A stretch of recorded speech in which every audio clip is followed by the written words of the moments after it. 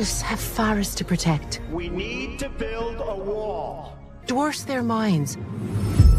Mend their fields of grain.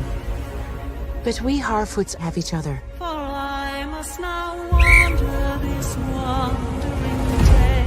We're safe. You have fought long enough, Galadriel. No. Put up your sword. The enemy is still out there. The question now is where? It is over. Nothing is over! Nothing! You were the chosen one! It was said that you would destroy the Sith, not join them! If you only knew the power of the dark side. Darkness will march over the face of the earth. It will be the end, not just of our people, but all peoples. Everyone! I am sorry, but their time has come. The past is with us all. The past is dead. We either move forward or we die with it. This could be the beginning of a new era.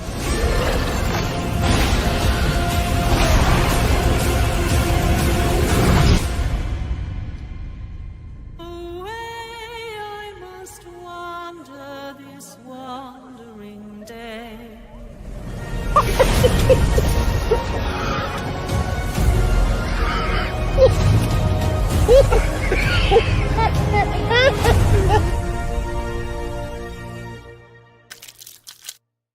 To him finally being lionized as in the prime and his prime. Fuck. Do it! Shit. Just do it! Don't let your dreams be Yesterday, you said tomorrow. So just do it! Make your dreams come true! Luke went from being... Oh, no. Welcome, Slayer Nation. I have some great news for you today. I hope you're all doing great. Nope, that didn't work. One more. You have failed me for the last time. Welcome, Slayer Nation. I hope... If you're tired of starting over, stop giving up. That is eating away at what you love in order for it to shine. And one man's vision is... Sometimes you don't have to make things better for them to be great again. You merely have to Okay. Hollywood continues to slow boil the culture and crazy. Well, right now, Spider-Man actor Andrew Garfield has stepped up and he's fighting motherfucker.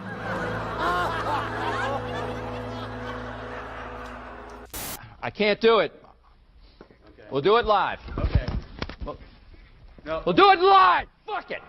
And unbearded dwarves, but Prime didn't stop there. They stapled in intersectionality, individuality, biddiga-dig-bee, biddiga-dig-boo.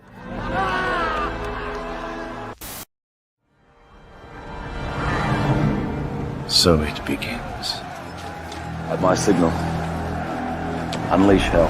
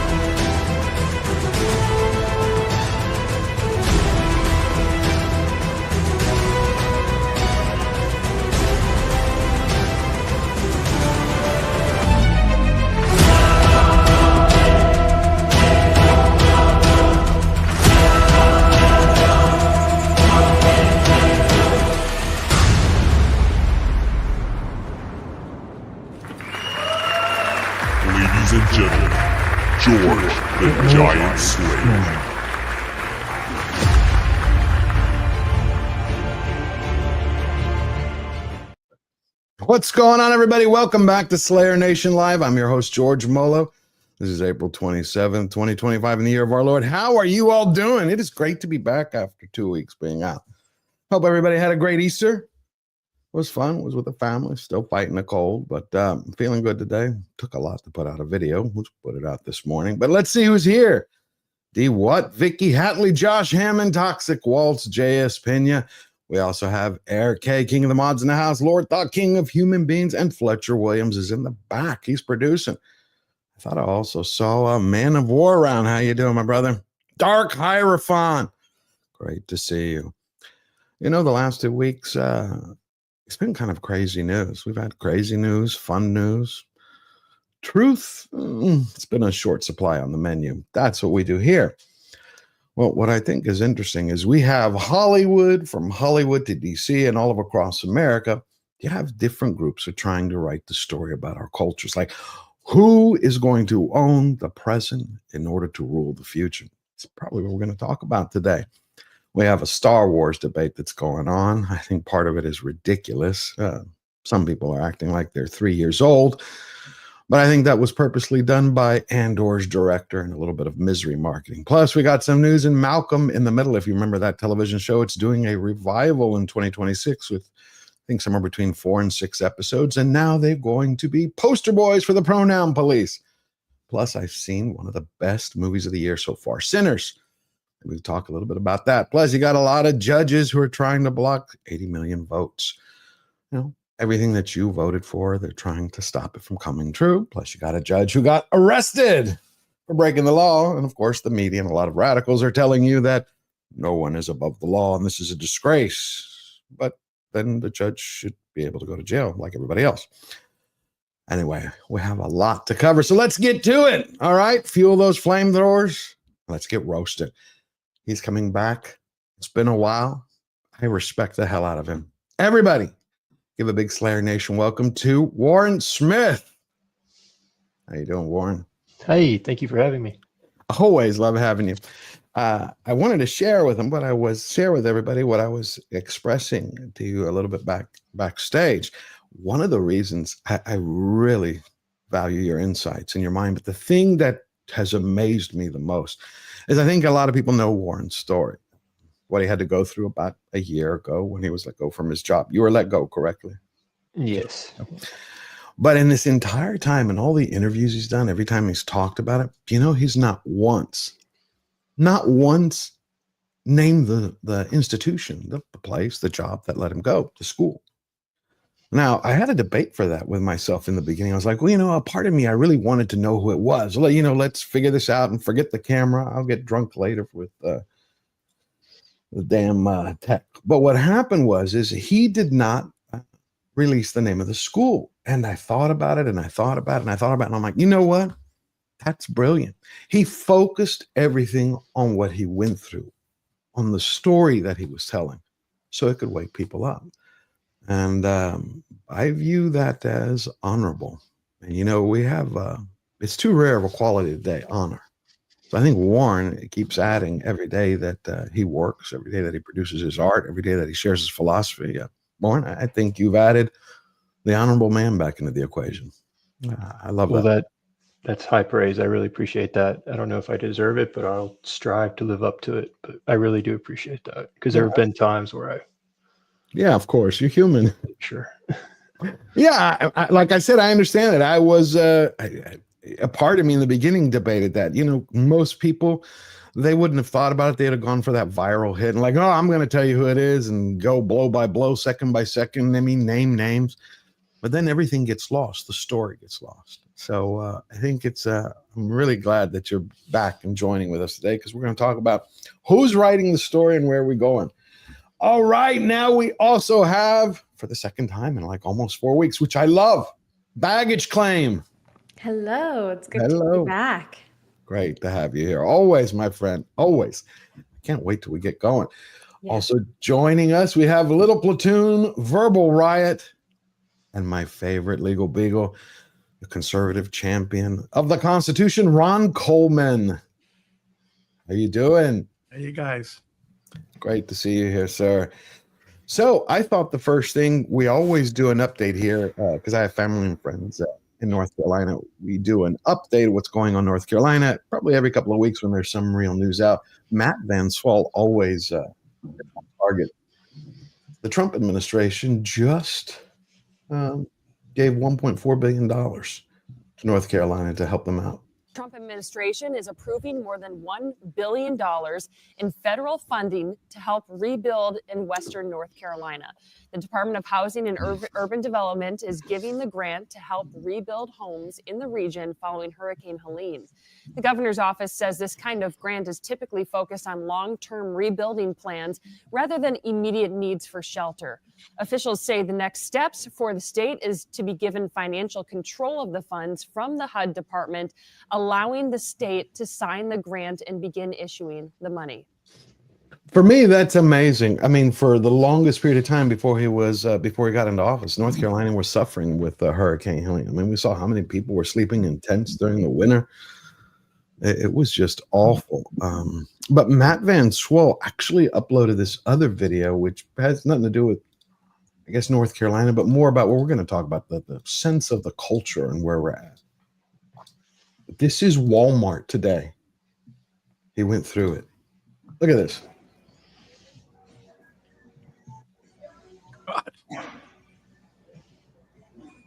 Wow. Almost everything he was reporting is locked up. Almost everything.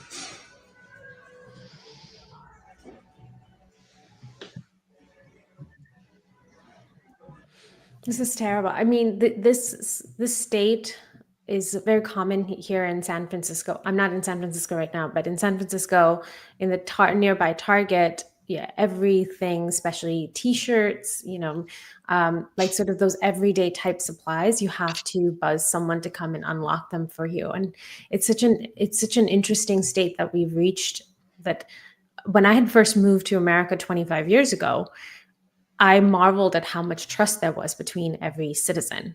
My father pointed out, because he was trying to explain to us children why we had uprooted our lives in India, because it was a very hard thing to do. We didn't know anybody here. We had almost no family here.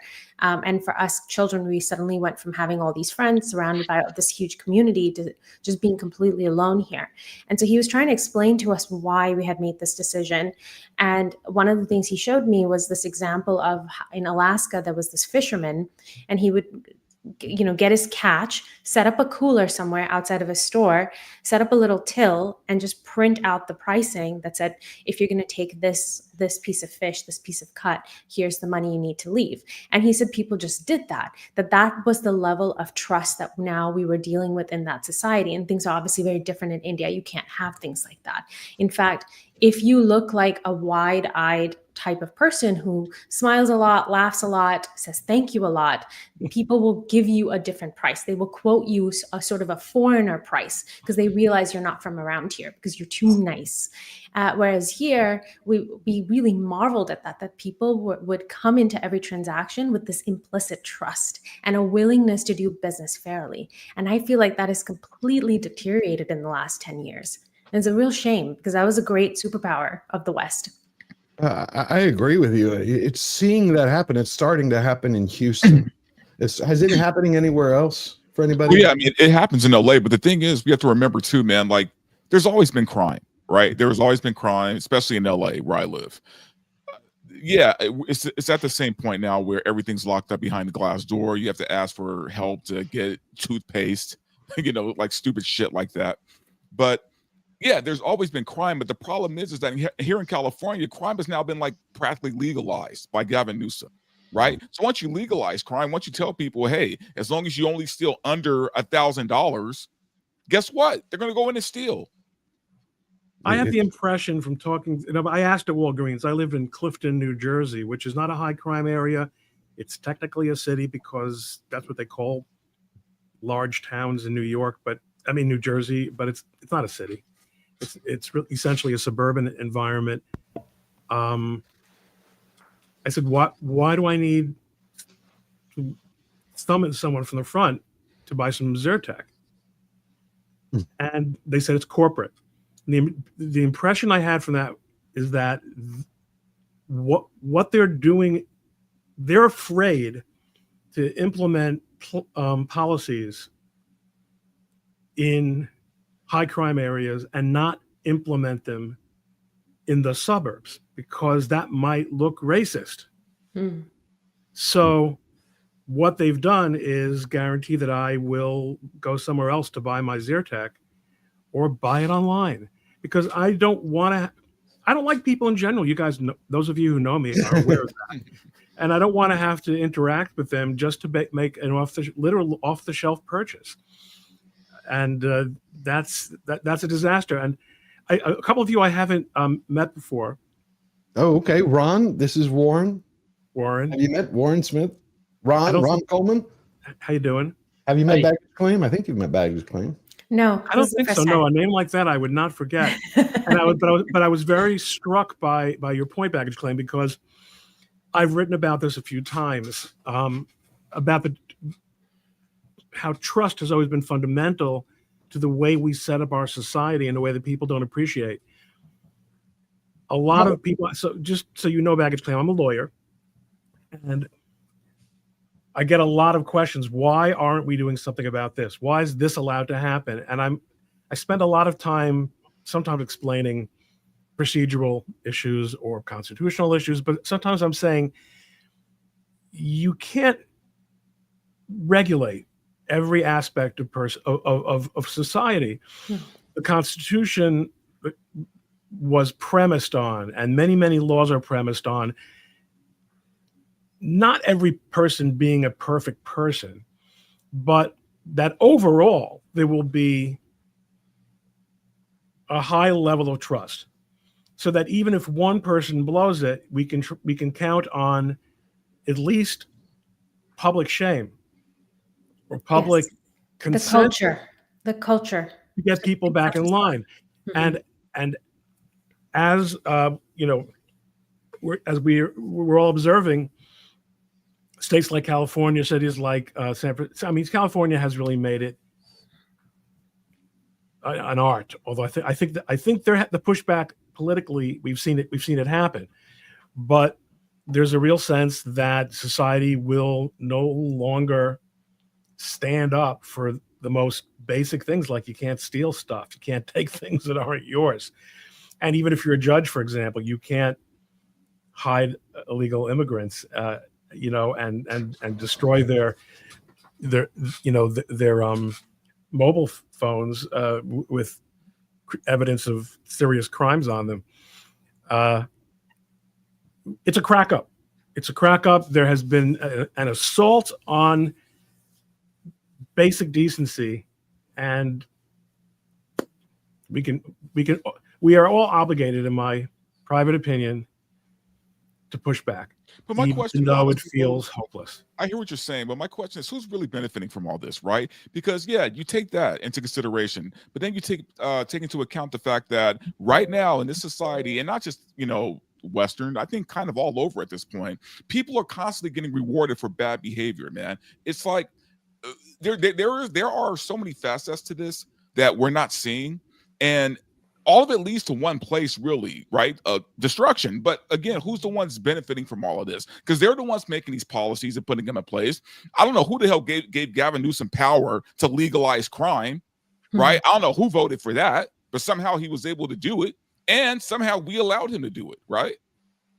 Right. We have a lot of them. The point is how do we, as Ron was just saying, like it's inherent on all of us to stand up for this. But Warren, but what does that look like, though? I know that's what I was going to ask. How do we rewrite this story, Warren? How do we rewrite? You were a filmmaker, right? So how would you rewrite this story? How does America rewrite this story when you have Hollywood, which we're going to get into in a second? They're trying to push one agenda. You have NGOs and certain politicos on the left are trying to push another, those on the right. How do we get back to basic common sense? This is right, this is wrong, this is good, this is bad. Live and let live. I think the only solution, the proper story, I think, is the story of the individual. And I was doing a video recently analyzing this debate. I think it was Charlie Kirk debating a college student, and he points out, he's saying to the student, you are here at this college, and he was making the case for institutional racism in America. And the student says, yes, but outside of this bubble 2 blocks away is essentially the ghetto. And Charlie Kirk is trying to emphasize, but okay, but the individual can make a difference. Why don't you make the most of this opportunity that you're facing and go down 2 blocks? And his immediate response is, but that's not my responsibility. So it's this amazing turn moment in that exchange. I think that Warren, goes out larger. Think about it, the overwhelming disapproval of Congress on the one hand, measured against the overwhelming likelihood of any given incumbent being reelected. So people have ideas about how things happen in the abstract, but when they need to make a choice and it might affect a relationship that they already have, a lot of people are happy with the representation they get because when they call the congressman's office, potholes get filled. You would think that's not a congressman's job, but things like that often do happen. The political class and the establishment has learned how to play us against each other instead of itself. So it's remarkably difficult to achieve things that everyone agrees we ought to achieve. And even then, the consensus on things that are less trivial. I mean, yes, there are crazy people who are taking the position in public discourse that, I mean, we heard public officials saying this a couple of years ago. You're not going to reduce stealing by punishing people. That's idiotic. Of course you do. I mean, is it the best possible policy in all possible circumstances? No. But there's also been a sort of ratcheting effect where, separate apart from these minor quibbles, really big topics have become, we've been gaslit by elites. One of the things, and I know Platoon has heard me say this, one of the reasons that there's hope and that the individual effort makes a difference is because we have media like this. We have opportunities like this to have conversations like this. My dear friend Milo yesterday was going on Milo Yiannopoulos was going on one of his vicious rants about why do podcasters and streamers think they matter? As only Milo matters, right? They sort of act like celebrities, but really so many of us only have a couple thousand or maybe even only a few hundred listeners. The answer is no. I wasn't going to engage with him on it. These micro conversations, even if there are 6 of us here and there are ultimately going to be thousands of people who are going to listen to this, whether live or, when it's cut into reels and down, these have ripple effects. These are real because we're real people talking about real problems, and real people listen. Maybe, I mean, I don't, but real people do. And this is a medium that didn't exist when I was growing up, or even really 30 years ago. So having the conversation, even if we're not all making millions of dollars on social media, does, I think, result in at least cultural resistance to completely giving up, I think we're morally obligated to engage at it. Those of us who have the gift of gab, I think, should take advantage of it. So podcasters' lives matter. Oh, sure. Well, that's good. So the point is how. So we're going to do it on the individual. Cool. This week, although just on that point, throw in, because it is interesting, and I am kind of obviously obliged to agree that podcasters have power, given that it is kind of my job. So obviously, it's nice to think that the communities you build and make a difference. It's like the origin of the term "the Little Platoon." Obviously, is Edmund Burke's reference to the little civic organizations that people create when the state isn't doing things on their behalf. A little platoon is something that friends get together. They create like the bird watching society of Southern Albany or wherever the hell you want it to be. these are little communities that have always naturally formed. The online thing is a curious one, though, because it's quite good, evidently, for creating a sense of solidarity parasocially. What we're doing is looking around us at the world and the cities in which we live, or the towns in which we live, the villages, whatever, wherever you happen to be, seeing lots and lots of things going wrong, complaining about Congress, complaining about Hollywood, complaining about this, that, and the other. And online gives you this opportunity to connect with a bunch of people who are going through roughly the same thing, no matter where else in the country or the world they happen to be. Whether that translates, though, into making a real-world practical difference on the level, say, of community politics, I think is yet to be proven. The fact that, we've all been doing this for however many years we've been on the internet, the world hasn't got noticeably better in that time.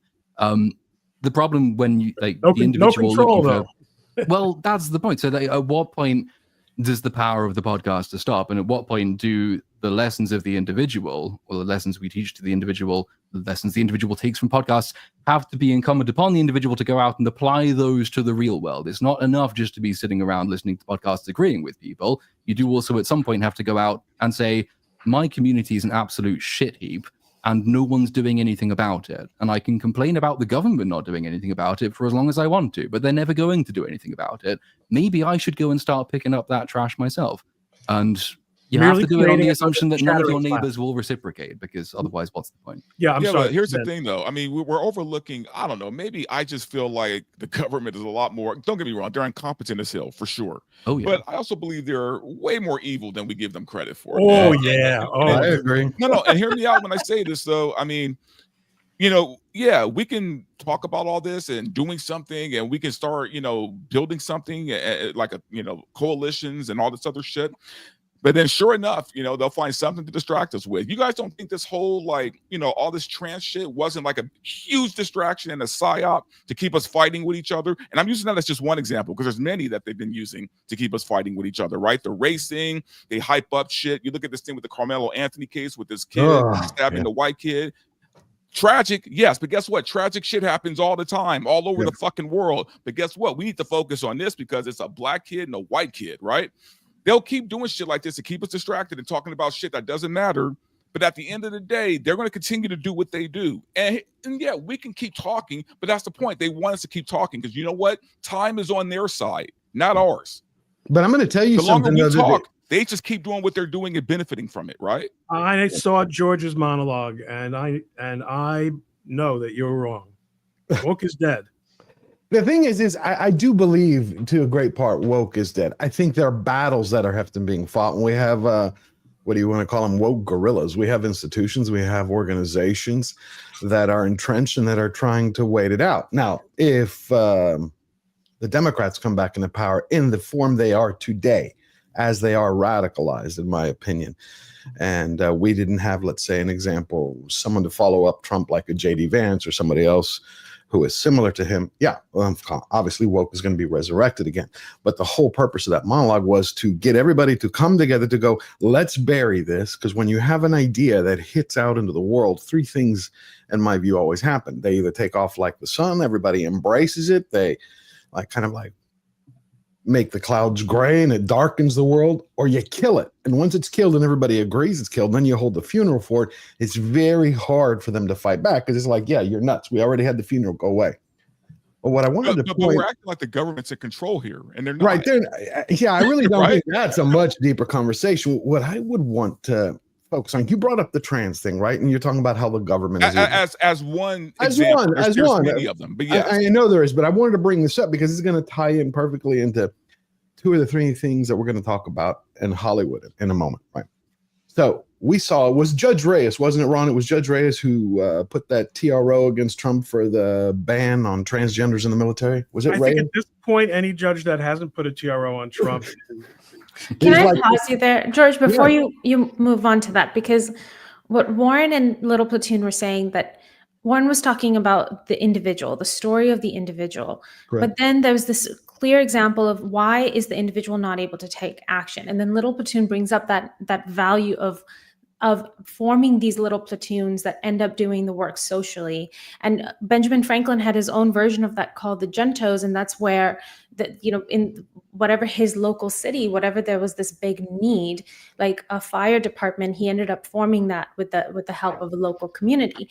And I think that's the problem, is that it cannot be what Verbal is saying is like the individual versus the government, is that the individual is essentially powerless. And then also in the information age that we live in, it's very easy to get distracted. I don't know if I call the trans stuff a psyop. I know there are other psyops that I agree with, but in this case, it ends up serving as a psyop really, because it takes all the air out of the room, because it's one issue that impacts, less than 1% of the population, and yet it runs the whole Through everything. conversation. Cultural conversation. And I think that's the problem with, there's this great value of podcasts and learning about things and talking about things in this long format. But the problem also is that it takes you out of your localized issues. Is that one of my friends said this, is that why is the whole world so obsessed with the Palestine-Israeli conflict, when really the individuals, when individuals really should be thinking about the issues impacting their own society, their own local community, and like that. And I'm at risk of this too. Is that I care more about the trans issue taking over the culture than I do about the homeless problem facing San Francisco. And in that sense, I do feel like we've become very atomized. The rise of the big cities has made people kind of ghost to each other. We just sort of pass each other in the hallway and like couldn't care about each other's stories, and we're just kind of getting on with it. And then the community is formed online where, as Little Platoon is saying, is that yes, people can come together with the same values. All of us, we're coming from all places around the world and we're connecting here. But it's like, what value can we bring to each local community if we're connecting on just, a podcast level? That is a big question mark. I think we haven't sorted that out because the community has died. It's like, how do we build up communal thinking? I have a friend, I wrote along back in the day of threads on Twitter, a long thread about a conversation I had with a guy coming from a very interesting perspective. And his view was that the COVID crisis destroyed local communities, destroyed our meat space interactions, drove so many people to digital life. And the interactions that we have been used to having for so long, with the people that we saw every day, going to the store, and all those sorts of things, were fatally destroyed. Now, I tweeted that about 2 years ago. I think it was in 2022. And that was really when the thaw from the lockdowns was, pretty much beginning. I don't know if he's right. I mean, when you guys are out and about, don't you still does it feel all that different to you from how it felt? I mean, we're talking about really abstract ideas here, but just going with what Baggage Claim said, does the community experience feel different? And I must say that I'm not someone who can testify on this, because I live in an unusual kind of a community. The Orthodox Jewish community is very tight knit. Yeah, it's very we absolutely require things from each other socially, and we therefore we make sure that we get them. But the more but what do you guys think? I think that happened way before COVID, to be honest with you. At least in LA. I live in LA. We're not like the most tight-knit group here. It's a big city, it's Hollywood is still Hollywood. Like I don't know. I haven't noticed that much of a difference as far as community goes, because LA was never like a community type place. But I do agree with you that the lockdowns did kind of separate people. It isolated people, which is, I think, was the goal, right? It isolated people, kept them away from people. And then you got to look at the fact that the government was telling us we can't go visit sick family members, we have to stay home, like that kind of thing. We can't help our neighbors, things like that. So I could see where it did damage in a lot of the rest of the country for sure. But yeah, I mean, I think it had a part of it, and I think community is a big part of it. But I think at least for some places, it didn't affect it as much. I think it's changed like a load of changes rather than actually creating loads of changes. I don't know if you guys had a similar thing anywhere in the United States. In this country, there was this particularly insidious measure the government adopted during lockdown, which was that it set up a hotline and incentivized neighbors to call that hotline if their neighbor was out in their own garden during a lockdown with more than 6 people. Now, there are few better ways of eliminating the trust on the community level than by incentivizing communities to turn against each other in that way. There was always this nice happy myth in Britain that unlike those quisling French, we would never have collaborated with the Nazis. But that lockdown hotline was overrun within about 5 minutes. Like, they couldn't handle the number of calls of people handing in. And it kind of, you can read back into history and find that when the Channel Islands were occupied, they actually collaborated at a higher degree than the French did. So it might have all been a myth anyway. But it was definitely exposed to be a myth when the minute the government says, hey, we'll reward you for turning in your neighbor, everybody did it. So it wasn't exactly great, but I don't think it would have been anything like as successful if that work hadn't already in a large way been done. The fact that you have such highly mobile populations, the fact that so many jobs can have been done remotely for a long time, COVID just accelerated that. I live in a village now, but I lived in London up until the lockdown. There's a big difference between village life and London life, obviously. But there's a big difference between village life today and village life when I was growing up in the neighboring village like 10 years ago. I don't really know the names of any of my neighbors now, and there's only about 100 people in like my mile area. So like these things are, I think, generally declining and have been in decline for a long time. Lockdown just came along and said, hey, do you want some more of it? Yeah, it exposed it. I agree with that. How about you, Warren? Do you have that community? Has it changed for you? I think it changed a lot for all of us on a subconscious level. I think that so consciously when we're walking around, everything looks the same. And what I mean by subconscious, like in that way that we don't notice that it's shifted our thinking, but it echoes through so much of what we're hearing today. So the big viral Joe Rogan, Douglas Murray, Dave Smith expertise debate, that's stemming directly from our subconscious like apprehension now to expertise. This has larger ramifications, even though the world looks completely normal, and it will continue to do so. So that would be, but I agree that it has the ramifications on the mobilization of business. The fact, like listening to Gary's economics taking the internet by storm. There was a great debate, and the main pushback seems to be like, okay, if you execute that plan of wealth distribution, the problem is that people can move businesses more easily than ever before since COVID. So if you disincentivize and penalize those people, you are going to kill motivation in a way that we couldn't have even comprehended prior to COVID. Right, but aren't we also killing motivation? I'll tell you one quick story before we move on. It was something that Verbal said right in the beginning about how there are all these psyops. Trans was one of them, and how the government is evil, which I agree in part. Part of it really is very evil. I went and saw one of what I consider to be one of the best movies of the year so far, unless something else comes out. Sinners. I was talking about a little backstage. Ryan Coogler. I'm not a really big fan of his, but I love this. I love the work. Rich story. But you know from how many people I have heard how effective the left has been, the media, the Hollywood Hive, in dividing people. There are people who called me up and they were like, what did you think of the movie? I said, I love the movie. And they're like, did you see a lot of white people in there? Or were there a lot of, like a lot of white people? They were all bad. They were the Klan. I'm like, what the hell does that have to fucking do with the story? Did you look at the story? The story is this rich and beautiful. And I was talking to them and I was explaining, do you understand what you're doing right now? The things that you are saying is what they want you to do. They want you to look and go, wow, that's not a good story. Don't look at the story. Just look at the color of people's skin. You don't see yourself reflected. Guess what? That's your enemy. And the one person said, well, I realize that's going on, but I'm still angry. I'm like, you're realizing it's very much what Yuri Bezmenov had said. Where you could have facts shown in front of people after this entire time of brainwashing, right? You can show them exactly what's going on and they still won't believe it. Well, yeah, because you have this woke versus anti-woke cult, right? Because that's what it is. It's very cultish on both sides. And I don't know.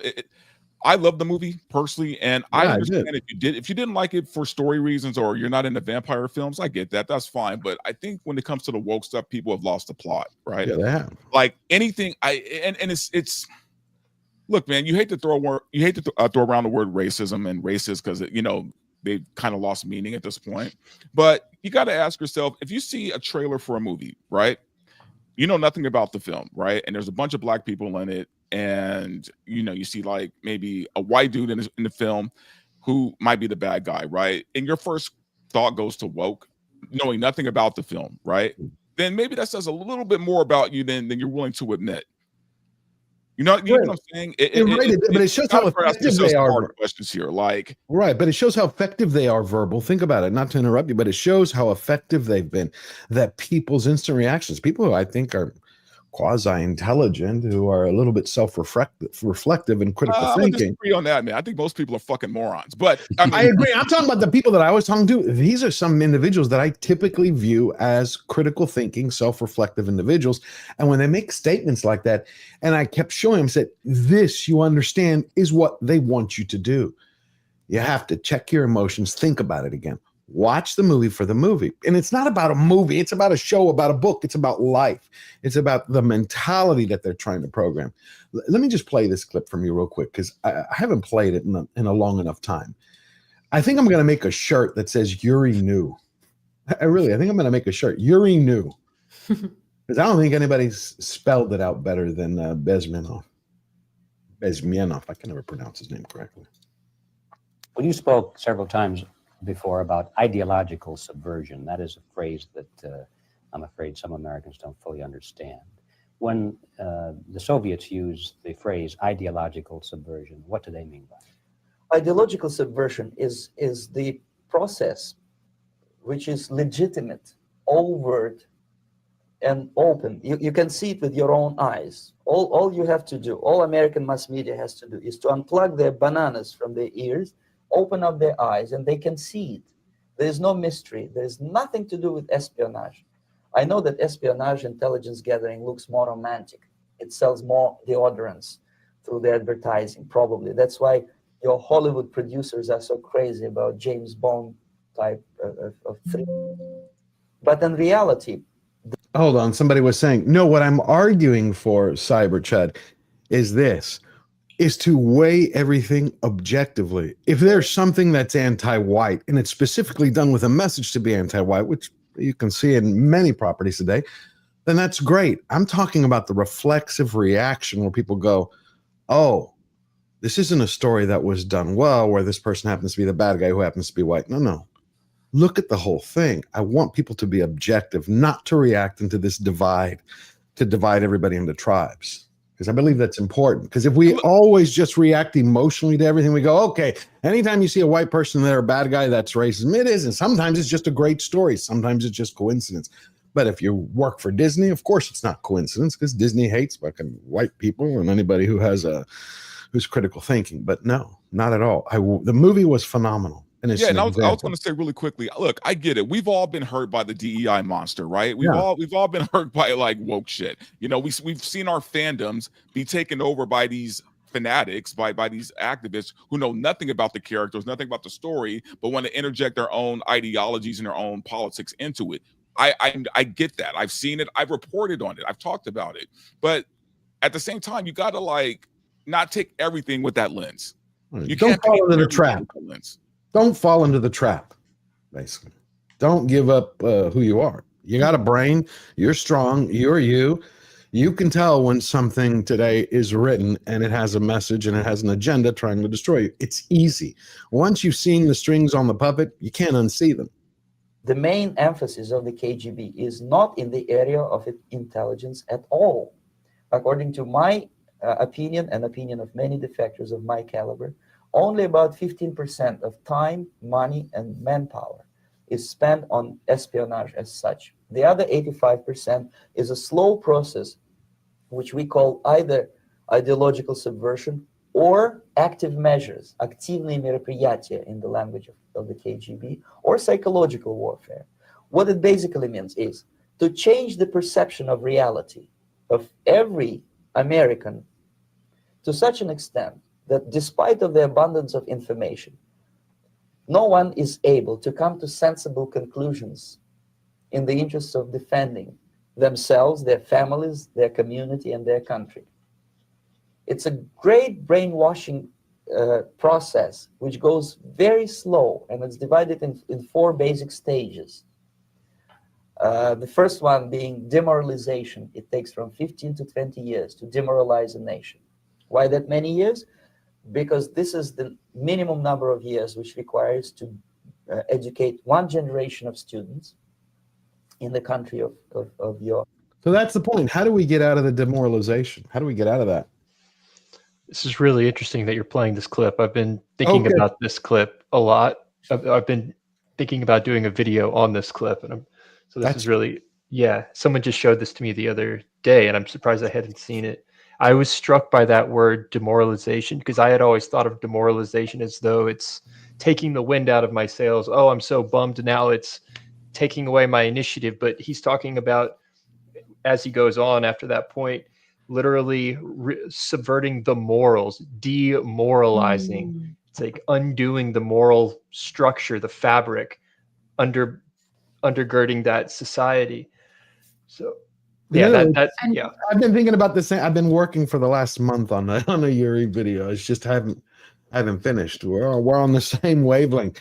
But you're right. Let's listen. Did you have something to say, Bagskin, before I play the last 30 seconds? Oh yes, just a quick point. I think one of the most effective ways that we have gotten demoralized is what Verbal was talking about, is that the fandom, the destruction of fandoms. And I think specifically around the destruction of heroes, I think there are fictional heroes that have all gotten destroyed, but also the real heroes that our society was built on, people you look back on the past, you lionize people like Abraham Lincoln, George Washington. There are so many figureheads that have gotten destroyed. And I think part of that has been this perspective of this demand of perfection, that there isn't, a person cannot be flawed and still do the right thing. A person cannot be flawed and still do the difficult thing. That if they are flawed in any way, then the right or difficult thing almost needs to be cast out from the conversation. It needs to be reconsidered, that maybe they did the right thing because they actually had some selfish motive after all. Maybe they had some other reason for what they did. We've seen this a lot with Abraham Lincoln, because I think there are a lot of other figures that you can look at in a you can't look at it in a black and white perspective, but with Abraham Lincoln is the fact that he could hold a country together at a time that they were waging a war within and over a very important cause like ending slavery. And people said, well, no, all he cared about was big government. All he cared about was preventing states' rights, right? So there's this destruction of the motives and looking at things from the least generous light as possible. And I think that has happened so intensely in the last 20 years that people believe that there's nothing redeeming about our future at all. And so if you're so disconnected then from your past and the heroes of the past, then there almost feels like well, what's the point in trying? What's the point of being good? What's the point of being honest or doing the hard thing if no one before me was capable of doing it anyway? I agree with you. I mean, if CNN was around when Lincoln was around, I'm sure nothing would have ever happened. He would have been like, "Oh, I want to suspend habeas corpus." Oh my God, they would have been fighting more. Well, and we're also seeing that, going back to fandoms in a way, we're seeing that not just with the heroes, but we're seeing this romanticism of villains now, right? Where they're not all bad; they have this gray side, right? Every villain now has to have a gray side. We can't have a movie anymore where there's just good versus evil, right? Now the villain, has a reason for why they're doing what they're doing, and yeah, you know what? Every now and then it's done very cleverly, and when it's done well, it's done well. But it's at the point now where every villain is sympathetic, right? Every villain has a reason why they're evil. It's sickening, by the way. But I think that's tearing down our heroes. It's the same way. Look, you have the writer and director Gerwig, who's did Barbie. She's now doing for Netflix the C.S. Lewis, the Narnia series. What does she do? She takes the character of Aslan, and one of the first things she does is like, I'm going to go take Meryl Streep. Now, a lot of people make a big deal about it. Some people don't. Yeah, she's going to put Meryl Streep. It was a rumor for weeks, but now they're saying it's confirmed. But it occurs to me as someone who is probably the least literary of everyone having this discussion, because you guys are all creators. But it sounds like we've identified a shortcut to character development. Instead of you can do your race swap, right? But it's really hard. Writing characters is hard. People have to work hard on it. But if we just make bad people ambiguous, right? We've added that's insta depth. Insta depth. The problem is it also shapes people. That's why I was saying you can see the story that Hollywood has been writing for years, and how it ties. Okay, there's another video I've been working on. The whole Harry Potter, how Snape was race swapped. But if you go look at the casting call sheet, Ron, Hermione, and Harry are also being asked. They're like, it's open to all. It's an inclusive. They're like, as long as you're in the United Kingdom and your age is from 9 to 11, we'll cast you. So I'm like, okay, is it a big deal? I'm like, what story are they telling when they race swap Snape? Let's say they race swap Harry Potter, Hermione, everybody. Okay, no problem. If the story stays the same, that's up to JK. I think she'd lose fans. But well, Hermione might be kind of problematic considering, they call her a mudblood. Correct. Let's even forget that aside. How does that tie into all of a sudden? This was what I was trying to get to, where you can find a link from there to Carmelo Anthony, where you have a Texas tragedy that's wanting to turn a teen who was the victim into the villain and the killer into the saint. I think these things are all connected. I think the stories that they're interweaving, I don't think it's accidental. That's my point. That's why the villains have been elevated to the point they're all misunderstood. Oh, there's something deeply scarred or broken about them. Does anybody give a shit about that? Really? And like Snape I said, himself. if it's done well, it's fine. But the problem is it's not done well anymore. It's just being done to every character. And Snape, if you read the books, Snape is not a good character at all. I think he got a much more charitable view in the movies because of the actor himself pushed for it. But if you read the books, he as a 35-year-old man, he terrorizes this orphan here's the problem. every day. We know the ending. Yeah, we know the ending. We know the ending. When you watch the first Harry Potter movie and you read the first how many books, Snape is obviously a terrible guy, and nothing bad enough can happen to him. Turns out, spoiler alert, folks. Turns out he's really a secret good guy. Right. So my point: how can we in the culture now look at the development of that character and treatment of that character without being, the prejudice that accrues? Correct. So I wanted to ask you, Warren, before we jumped, we're going to take some super chats. Have you thought about, when you were saying you're looking at Biesmenos' video, have you thought about a possibility to reflected? How would you work through this demoralization campaign, and meaning demoralization of morality? How would you fight back against that? Do you go to the opposite end of the spectrum? Like, okay, let's go back to a 18th century kind of like grounded traditionalism. I honestly, man, and this isn't me being arrogant, I think my path is the only path, man. I think you got to be politically homeless at this point, man. You can't go to either side.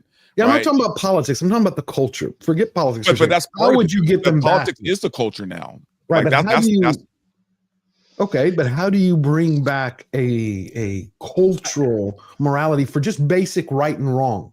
Right, because it's still going to go through the individual, which is the hero's journey, which is what we're talking about here, really. It's like the assault almost on the hero's journey, where they're rethinking of that, whether it's Snow White or whatnot. Everything that we're talking about kind of shares that in some way, because I think that, so J.K. Rowling is not listing out archetypes consciously. I think she's tapping into those things because archetypes are ingrained within our subconscious, and our subconscious, this is how we that's how we communicate which cannot otherwise be communicated, and that's why we recognize the hero's journey subconsciously. So when we start meddling with that, I don't think it's necessarily conscious from the studio heads. I don't think that they're pushing Russian propaganda or anything. I think it's something deeper, like they're responding to cultural shifts that they think will resonate with the audience. And or are they trying to write them? Are they trying to guide as the rudder the cultural shift? That's the. In what way, though? Like they're trying to steer it. Let's say the culture is going, I view the 90s, the late 90s. Verbal and I have had this discussion before, and Little Platoon and I have had it before, and even with Baggage Claim, and then a little bit with Ron. I view the late 90s as the peak of where we reached as a culture. Like, we had this live and let live philosophy. You do you, I'll do me. We're all adults. Okay. You know, don't harm anybody.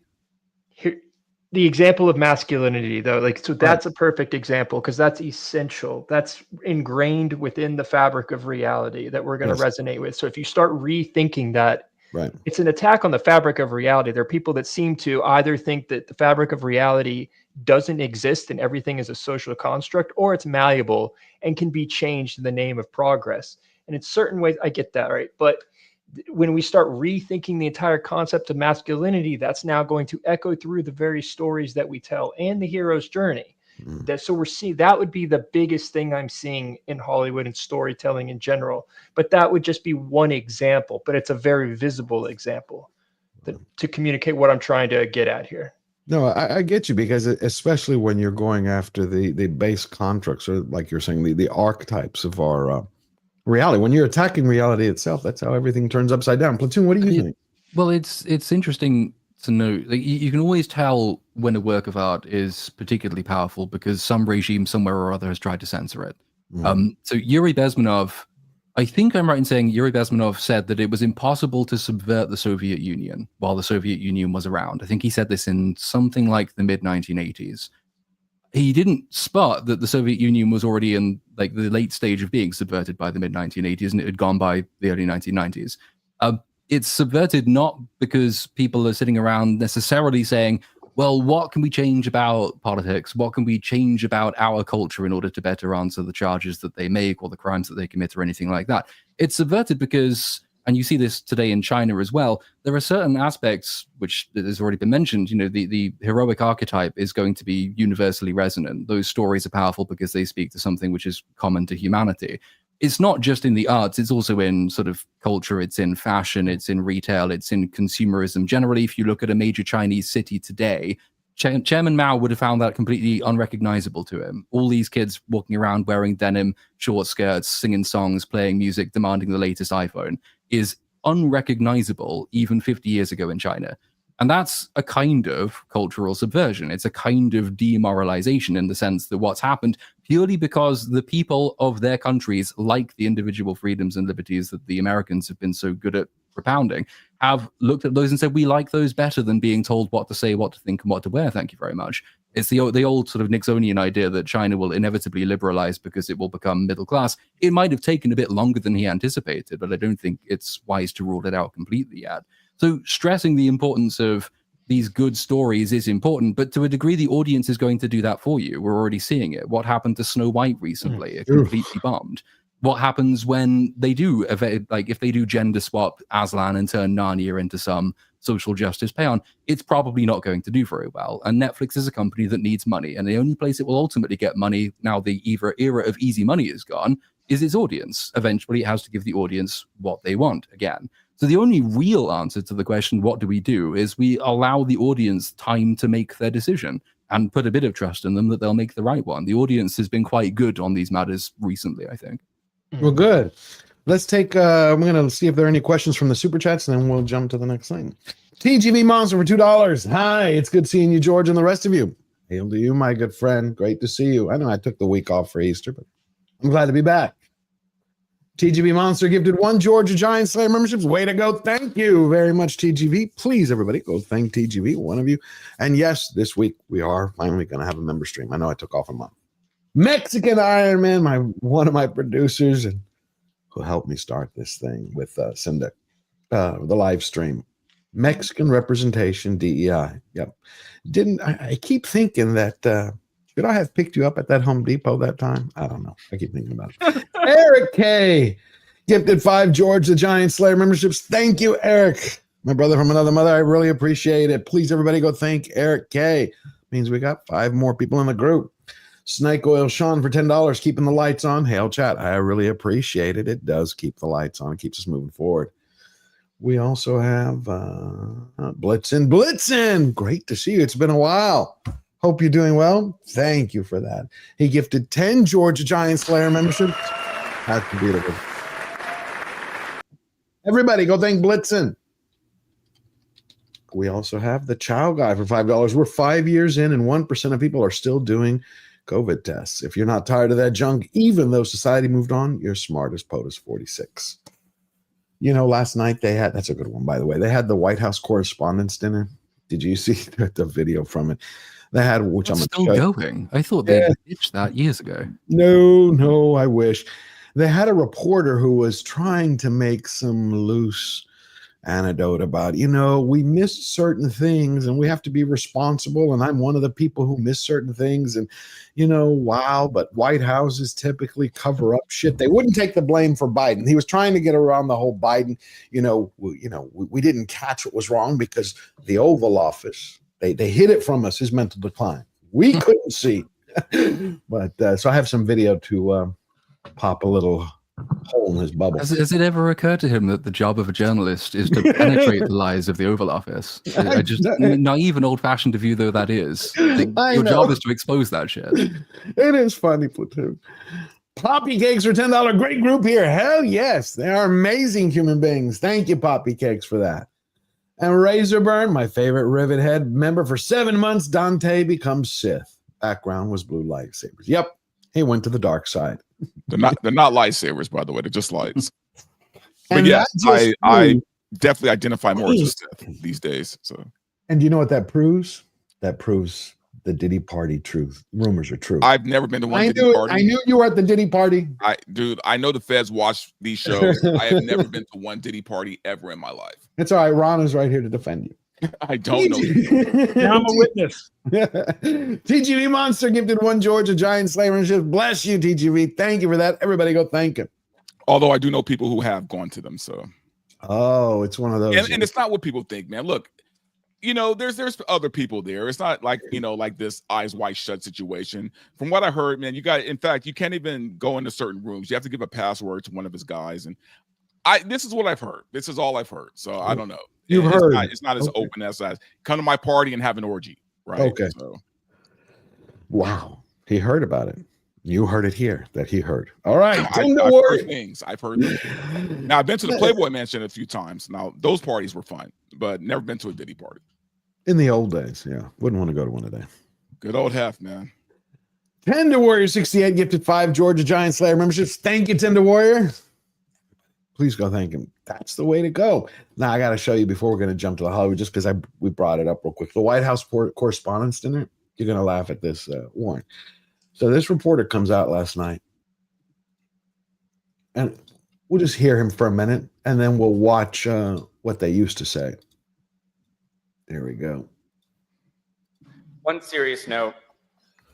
To my bones, I believe that reporting and the White House Correspondents Association is as necessary as ever. President Biden's decline and its cover-up by the people around him is a reminder that every White House, regardless of party, is capable of deception. But being truth tellers also means telling the truth about ourselves. We, myself included, missed a lot of this story. Okay. Now, let's just see what the media used to say about Biden, the part he doesn't want to admit. But comparing that guy's mental state, I've said it for years now, he's cogent. But I undersold him when I said he was cogent. He's far beyond cogent. In fact, I think he's better than he's ever been. Intellectually, analytically, because he's been around for 50 years. And, you know, I don't know if people know this or not, Biden used to be a hothead. Sometimes that Irishman would get in front of the reasoning. Sometimes he would say things he didn't want to say. This is, and I don't really, you know what, I don't really care. Start your tape right now, because I'm about to tell you the truth. And F you if you can't handle the truth. This version of Biden, intellectually, analytically, is the best Biden ever. No. Does anybody need to hear anything else? It's not the same guy, is it? No, Joe Rogan. No, not Joe Rogan. Morning Joe. Morning Joe. Yeah, no. That's the two different guys. But it's funny because he was trying to kind of like take this rap for the whole media. We missed it because he's making the excuse the White House is. It doesn't matter who they are. They try to cover things up. I'm like, I have one video after that. I mean, we could spend the next hour going from network to network where they're basically saying he's smart, he's bright, he's on board. Jake Tapper was defending Biden, attacking everybody who was saying that there's possibly something wrong with him and the media's covering up. And then after Biden's out of the White House, he writes a book about how Biden's had cognitive decline. You're like, wait a minute, he spent 4 years saying the guy that he was sharp as a tack. So that's my point. It's like, how do you deal with a media has a propensity to lie 24/7? Yeah, but they've been exposed, right? Right, but they've been exposed, but you still have to deal with the people who, still a lot of people. What is it, 500? I mean, it's not a lot, but last night the numbers had come out. 500,000 viewers is the average for CNN at prime time, but that's still 500,000 people who buy into it hook, line, and sinker. I don't know if they buy into Biden being sharp. I think they just hate Trump so much that they didn't care that Biden was senile. But where did they come with that hate for Trump? Out of nowhere when he was beloved for 40 years, a celebrity, a billionaire, The Apprentice, movies, cameos. Come on. Where do you think that hate came from? Just out of thin air? No, it came from the media. I mean, at least in my perspective. I'd be cautious about that. There's this tendency, we have it a lot in this country, where because Rupert Murdoch owns lots of newspapers, and so people, it tends to come from the left, for example, when they spend so much time doing such diligent work on behalf of the working class, but the working class never seems to like them for it. The tendency was always to say, and I was on the left and used to do this myself, the tendency was to say, well, they only think that way. They only don't like us because the media tells them, because Rupert Murdoch is feeding them this false narrative, so they're not voting in their own best interests. Okay. Most of the time, media organizations which are very successful, which no longer includes CNN, but used to, don't lead the conversation. What they are very good at is identifying what people already think and feel and just putting that on the airwaves 24/7. That's what all successful newspapers have done. It's why Murdoch papers take different lines depending on which publication it is, because they understand what their audience wants, and so they give them that. CNN had a huge uptick when Donald Trump got elected because lots and lots and lots and lots and lots of people in the country hate Donald Trump for various reasons. And it saw how successful that was, and the New York Times started selling massive subscription packages based on this. You had the entire growth of resistance journalism that came about as a result of it, and they just went with what the audience was telling them they wanted more of, which was 24/7 Trump derangement stuff. That's right, what but they got. It's the chicken and the egg, though. How did you go again, Platoon? Because I hear what you're saying, but how do you go from a man who was beloved by a majority of the country until he starts running for president? Was he though? Well, when you look at his shows, Sure, but like there's a difference between saying someone is like a lovable kind of irrelevance on a reality TV show and someone is an actual serious political candidate who is now revealing things about my country that I thought weren't true of it anymore. It was a huge culture shock when Trump comes down those escalators and starts talking about immigrants, Mexican rapists, all the stuff that polite society doesn't want to acknowledge. That was a massive culture shock. And the way he did it too, I think the political class until then, I mean, Obama was the most sort of polished president one could ask for. He was a good communicator. Now, I didn't agree with his policies, and I don't think he did much for the American people, but he was very polished. And now someone comes along, and I think that was the big shift, is that what kind of president do you want? Do you want someone who's polished but doesn't do anything, or do you want someone who's very ham-fisted, so to speak, but is on the right side of people? But I think when especially people on the left saw Trump, they were so jarred. And I was one of them. I've never been on the left, but I too felt very jarred by Trump, is that he seemed like sort of a bully on stage. And then it's only been in more recent years that I've come to appreciate that, because of the jungle that politics turned into, that DC turned into, where one could make the argument the last 7 presidents have been bought and paid for by various high interests, that they just say what they need to say to the people, but in the back end, they are warmongering. They're putting money in all the right pockets. They're not, when you have a crisis like North Carolina, they're not funding those instances. And I think so when people saw Trump behave the way he behaved, he put them off so much that then after that, it was very easy to latch on to CNN, the CNN perspective that he's an idiot, he's an idiot, he's an idiot. And that's one of the big things today, is that one of the reasons, no matter what he does that's right for the people, there will be a class of people that will never respect him because they want to believe that he's an idiot. There's no way he's not. So Right. even In other words, if he does not something, not that even that he's an evil genius. Yes. But that he's retarded. But and by the way, I'm old enough to remember when every single Republican president was universally understood to be mentally deficient. Going back to Nixon. Okay. Every one of them that they longingly look back on and say, what happened to the Republican Party? They used to be, honorable opposition. In their times, each one of them was Hitler, and each one of them was retarded. You're right. And the entertainment segment, right? And that's what you guys are particularly interested in, has always obliged with respect to amplifying that message. And going back to a point that somebody made maybe it was George. Here we are now, notwithstanding the fact that the government has melded with the corporate world to a very great extent, and to the world of finance, and we've got this elitism and globalism problem, all true. And yet, going back to what the Platoon said about what would Mao think and what would Stalin or even Brezhnev think about their countries or their former territories today, a very small amount of light dispels a great deal of darkness. And part of the reason that I have historically been optimistic, notwithstanding the depressing nature of fighting against what we're all talking about here, and for me personally, October 7th and the time that has passed since then has been an extraordinary lesson for what we were talking about at the beginning of this discussion, of how you can put the facts right in front of the people, and they will nonetheless, given the right grooming, learn to reject them or only ask questions about them, no matter how, even when the people involved will tell you exactly what happened.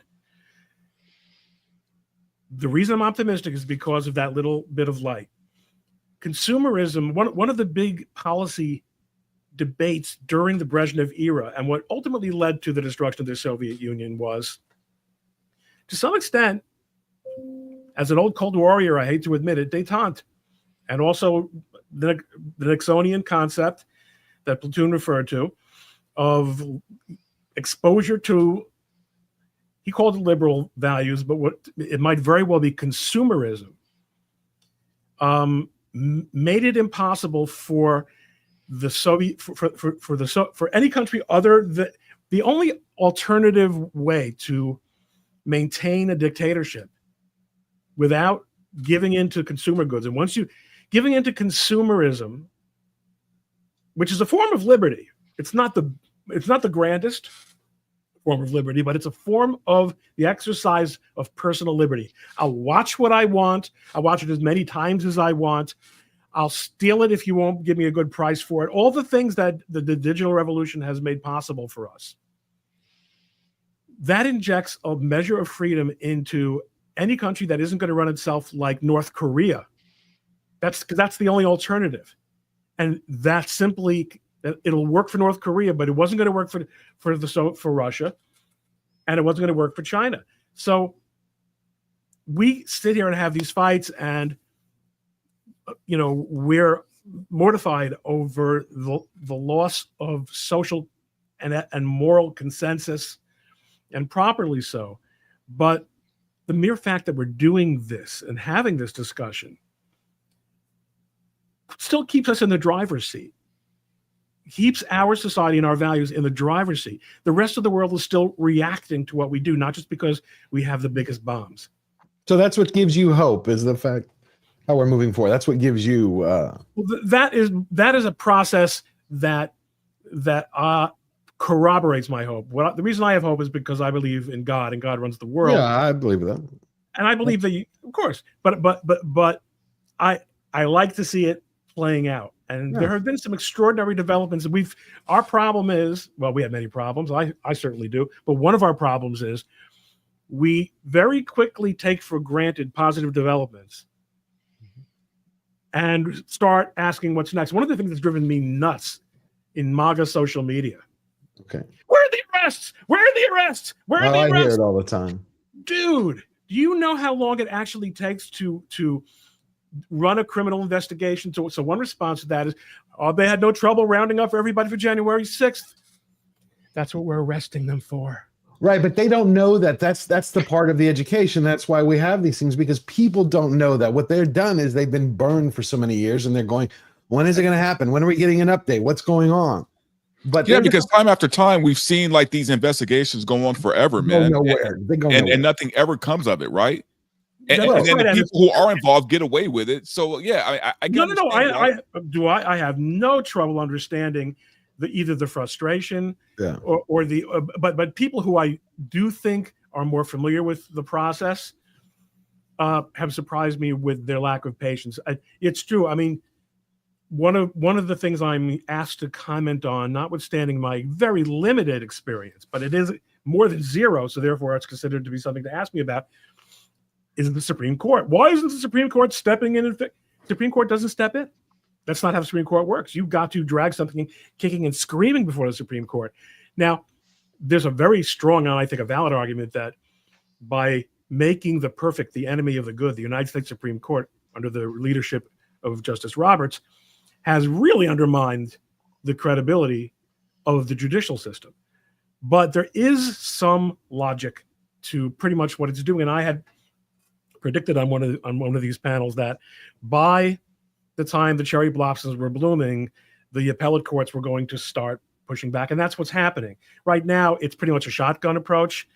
ACLU leaving voicemail messages on judges' phones and getting it. I mean, that's how kind of actually desperate they are.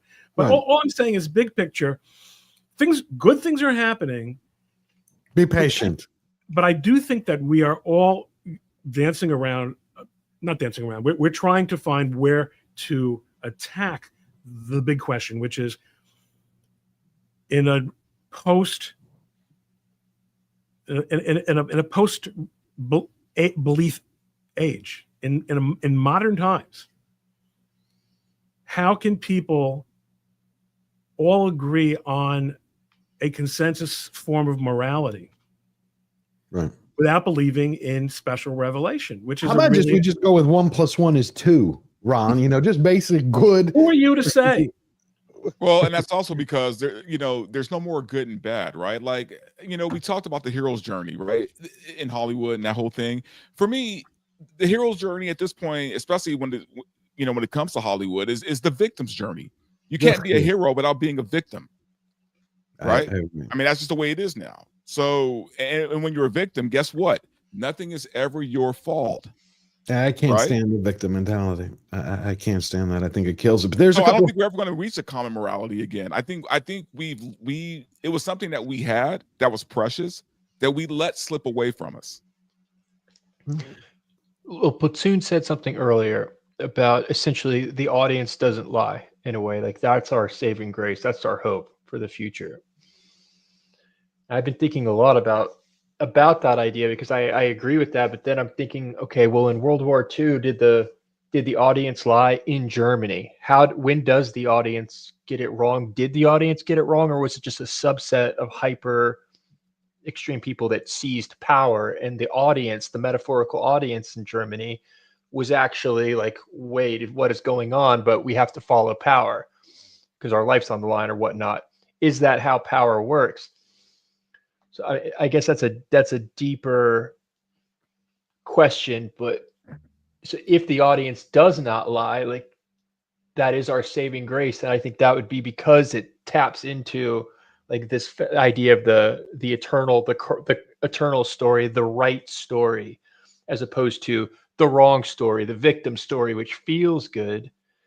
And it's a very appealing kind of hack to emotion, but it's not that deeper, eternal story. So, anyway, yeah, but the audience not The Germany lying. point, Yeah, go ahead. it's a really interesting one, because it kind of, you can also see it in almost every other country around. The Germans had a point at the outset of, or just before World War II, when Hitler was rising to power, in the sense that the country had been done an injustice in the settlement of the First World War. They were bankrupt and beggared and had been punitively punished. That's a redundancy, but they had been punished for a war by the victorious powers, and appeals to patriotism are always a very good way of massively changing public opinion when something is known to be very, very wrong. And weirdly, you're seeing something quite similar in Canada at the moment. If you look at the slide of opinion polls up until basically 2 weeks ago, or however long ago it was, when Trump started talking about annexing Canada, the Conservatives are on course for a landslide majority. All of a sudden, Trump starts talking about the 51st state, and the Canadians change leaders, and the Liberal Party players, we are now, we are going to stand up for the patriotic rights of the working Canadian. And it's now completely flipped to the point where what was going to be a landslide majority probably will be a slight electoral defeat. Those things always tap into a kind of truth, but then the ability for demagogic politicians to utilize herd poisoning in a bid to eventually start tricking the public down the wrong line probably shouldn't be discounted. But this is why sort of the common morality point, I think, can be overstated.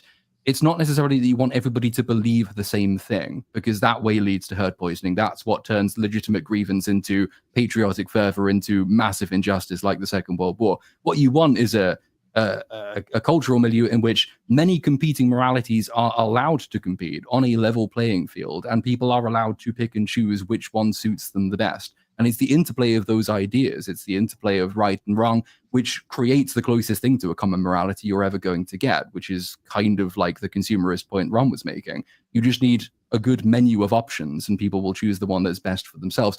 Also helps if you don't give your government massive powers to determine the entire fate of your nation. The more of those that can be kept with competing people, the better, I think. But yes, 100% agree with you. 100% agree. We have a couple of questions here that people want to ask, because we were talking earlier about how I was saying Trump was, I said beloved, where he was more loved nationally. And as soon as he stepped in the ring, or he came down the escalator, started being hurt. Is that because it was due to him? It was due to the media. But we also saw the same thing in the last, 90, 120 days. Elon Musk has been a figure of the left for years, been lionized. Tesla, come on, there is buy your Tesla, save the planet. And we've seen what's happened with the Tesla terrorism. Cyberchud 2077 for $5. Elon was their climate change hero with his electric car brand until 3 days ago, when they received their orders to start hating. See, again, how do you explain that? Where was that? He went from one day being loved to the next day, he's the enemy. He's the devil. Is that the media? Is that the audience? Anyone want to go for it? Audience, but the media is helping them. It's one of the most destructive decisions ever made. Okay, you view that as, you think it's destructive from from shareholders' perspective, from their financial value? Or are you saying it's destructive just in both senses? I mean, okay. So it's almost impossible for you to run a company which is so embedded in political values like environmentalism, green policy, climate change, and all the rest of it.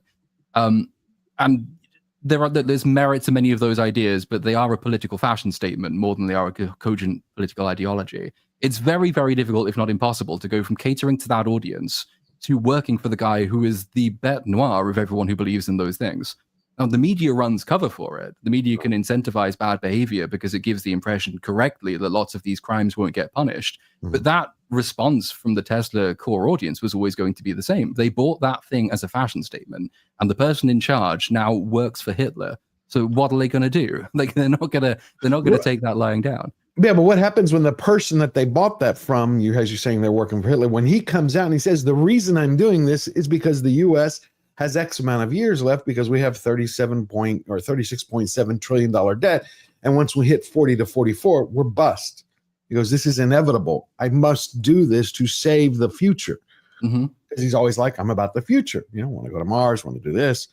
He's like, I have to do this. He explained it over and over, but it didn't seem to go over well. That's what I'm like, who stoked that? Is it the media, or are they just sitting there as confirmation bias? But you're saying it's the audience. I mean, yeah, I agree. I don't think it's the media. I think the media is responding to the audience, honestly, and it's a matter of kind of political utility in a way, where there's that audience that has the story in their mind that they already believe. And so now not only is Trump Hitler, but when Elon holds his hand up in that way, okay, he's a Nazi now, and it's just piecing. That's how we make sense of the world, through stories, and people are looking for the confirmation for that story. But I think it's more of, he's making these moves. I don't like these moves. This is why it's harmful. They're not actually doing what they're saying they're doing with Doge. This is more a game of power, and you see where that goes. But. Okay. So how would you counter that if you were writing the story? How would you counter the story of the audience? And they're going, this is what I believe. I think this is Hitler. Now he's got Hitler Jr. with him. How would you get the facts to them to go, well, actually, let's take a look at what they're doing? Because that doesn't seem to be working no matter how many times he shows them. Like, go to Doge's website, go to X, look at it. But they don't care about that. So how do you counter that narrative? Well, I mean, I think if you're speaking from the perspective of, like, if you were Elon, I think... No, as a society, like us, all of us as individuals, if we're doing our part, trying to make sure that truth and facts are out there. How do you counter that? I think you have to ask a lot more questions, because so I have some close friends that anytime I bring up anything good that this administration is doing, they have a narrative that's completely opposite. So in this instance of Elon Musk and all the money that Doge has saved the government in that tracker, the answer is, this is fake. They're gutting programs that are necessary. They're gutting haphazardly, and specifically, he's gutting agencies that have in the past given Tesla trouble or have been investigating Tesla. So the real motivation isn't actually to help the government. And I think the only way to really counteract it, first of all, I think some people, you just can't change their minds, but the only way to counteract is to ask as many questions as possible. And I think here's another example. One question I might ask someone is, what should we do with the massive amount of debt that we are in as a nation? Because the tariffs and even this massive cut in spending should aid that. But my brother, whose friend is very anti-Trump, his response was, I don't see the debt as a bad thing. I think if we just grow the economy as far bigger than that, where the percentage of the debt is then sort of dwarfed as an example, then overall we will be safe as a country in the future. But see, even that dictates it, right? That if you think that the debt is not a risk to the country, then you don't care that there is this great move that Trump is making to try to get rid of that debt. And somebody asked in the chat, he goes, asking the wrong questions, why is the left so violent? Which is actually a good question. How come the people are actually out there, tearing up the cars? Well, the left is violent because they don't really have arguments to, reasonable questions. I mean, like they look, anytime you get in and I've been in many, especially here in LA, anytime you get into any kind of political debate or even just topical debate with the leftists, they'll resort to screaming, yelling, and being very nonsensical in the things that they're saying, because they don't really have a point, right? That's like leftists run on emotion; they don't run on logic at all. So I agree with you. Like I said, in the probably like 98 to 2005 was the last great conversation, not great conversation, but the last conversation I had where I would disagree with strangers who are on the opposite side politically or ideologically, and we could walk away going, okay, cool, we'll see you later. Not people that I knew, because I have people who are liberal, who are friends of mine and family, and people who are right, and we still do that. But the last time I spoke to a stranger, we're not dealing with like Bill Maher type liberals here. You know what I mean? You're talking radical. Yeah, I understand that, and I think that's why I sometimes find the media to be more complicit. Okay, before the difference, isn't it, between public and private conversation? Like, one of the problems is that it can get the impression can be given that your opponent has no arguments and that they only resort to screaming and shouting if your only or primary interactions with them are on Twitter, Facebook, Instagram, any public platform, because then the purpose of the conversation has this huge element of posturing to it. It's Correct. much more a kind of a gladiatorial combat sport in which you're keen to come out as the winner than it is a conversation about shared values. It's hard even to get to shared values. Oh no, I'm talking about actual conversations I have in LA. Or whatever they say. It's like it's. Oh, he broke up for a second. You broke up. Sorry. Yeah, you broke up, Platoon. Oh, my bad. Where was I? You were the actual conversations they're having. You were on Twitter. It's posturing. Yeah, it's gladiatorial combat sport. Like, you can't reach a conciliatory position because people will tell you to, go fuck yourself. I've won because you've conceded a point. Whereas, like, when you have these same conversations with people in your friends group and your family in like person, not in public, and you can start talking about, well, actually, we do have lots of points in common. Often we want exactly the same thing. And the difference is about means, not about ends. You can convince people, and you're more likely to do that because there's no ego stake attached to that conversation. They're not trying to impress their friend group publicly. They're engaging with you and what you think. Like, most of my friends probably don't agree with my politics, but most of my friends don't know what my politics are, so that's kind of a given. It's just, but when you have those conversations, that's a really good way in, because you can say, look, actually, I think gay people should have rights, and actually I think minorities should have rights, and I think everyone should be richer, and I think the poor should be taken care of, and so on and so on. I just think this is a better way to do it. And then you denazify yourself, and it's quite effective. Well, good. Well, then talking about, what were you going to say, Baggage Queen? Yeah, I completely agree. And I think that's what it comes down to, that people, when people are interacting online, they often attribute these values that the other person doesn't even have, probably around the, so many people on the left that I've seen them think that the Republicans want to control women. They want to control their bodies. They enjoy that aspect. So even if we're speaking about abortion, that's the perspective that people take. But when two people are having a conversation in person, it's much harder to write them off as having such a overly simplistic, low resolution viewpoint. Instead, we can say, I can represent myself and say, listen, this isn't about controlling anybody. This is about protecting life. So then it's much harder for someone else to write you off when they're looking at you as an entire being. Whereas online voices, it's easy to toss aside, and then it, like Platoon is saying, it's a gladiatorial sport where the goal is for the person to feel like, I dunked on you. And that's what most online compilations are. It actually drives me crazy, is that most debates, the reason then they go viral is he dunked on her or she dunked on him. And that cannot be the answer, because it's only vilifying each other further and creating a bigger divide. That it just comes down to how can we force each other into a loss than actually come and have a conciliatory approach and find a common ground. Brilliant. That's why I always love Baggage Claim here. I always say. So there has been, as we take the story now to Hollywood, there has been a big debate this week, and Platoon's documented some of it in a very funny way. We'll start here. Andor creator explains that shocking assault scene were all the product of grape.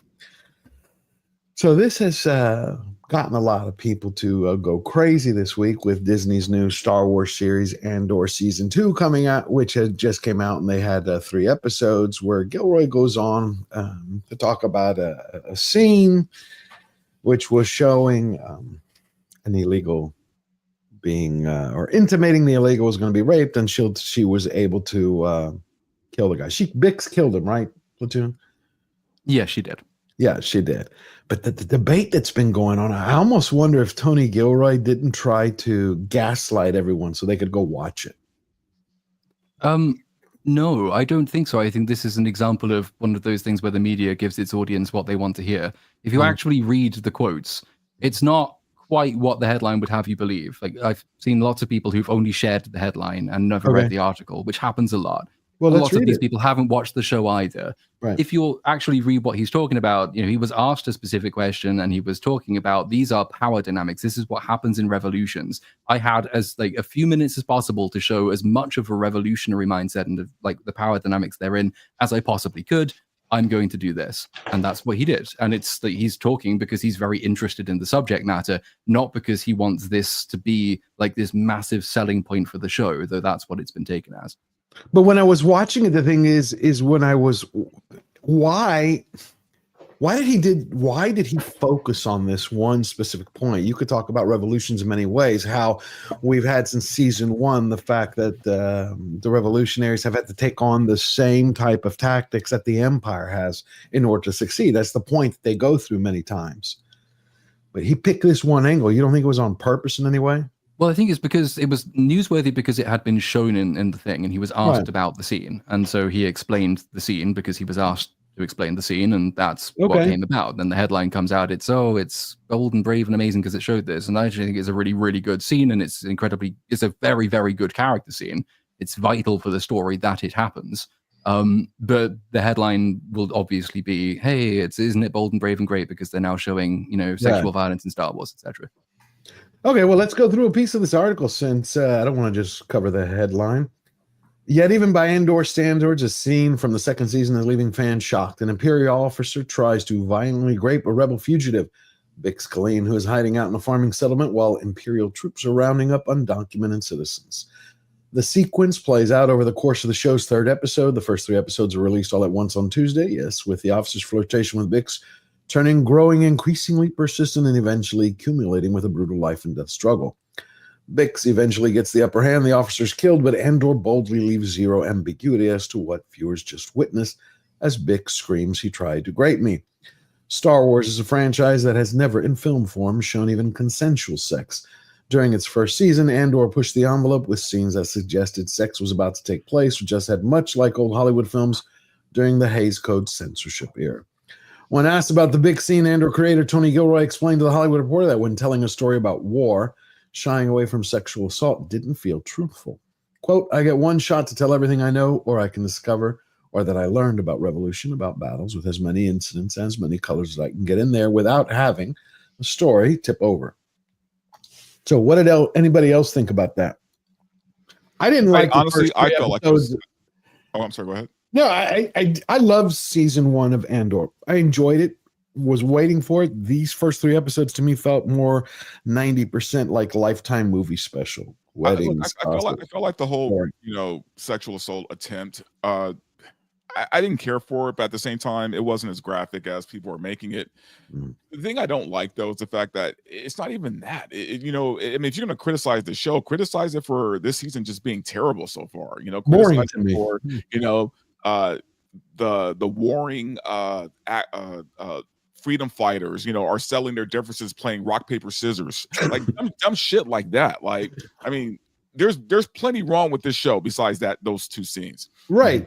So that's what brings up the debate. What the hell is Star Wars today? That's a question to anyone. What is it today? I mean, it used to be about the hero's journey. What is it today? Is it just about Disney selling the next Disney product of what they sold last year? Yeah, but look at what Disney has done. What they've done is they made the Sith, they made the dark side sympathetic, right? They make the Jedi look like assholes, right? When growing up, the Jedis were the heroes, right? And Darth Vader and the dark side were evil, and we fought against evil.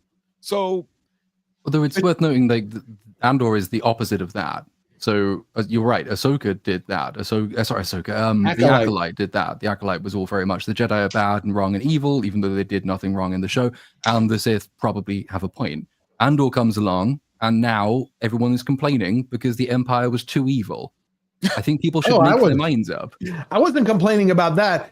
I was complaining that is this did the writer actually intend this, or did he focus this more, again, for a political agenda, not as part of the story? Well, yeah, because she's supposed to be undocumented. Right, that's why I was saying. Power to force himself on this undocumented immigrant.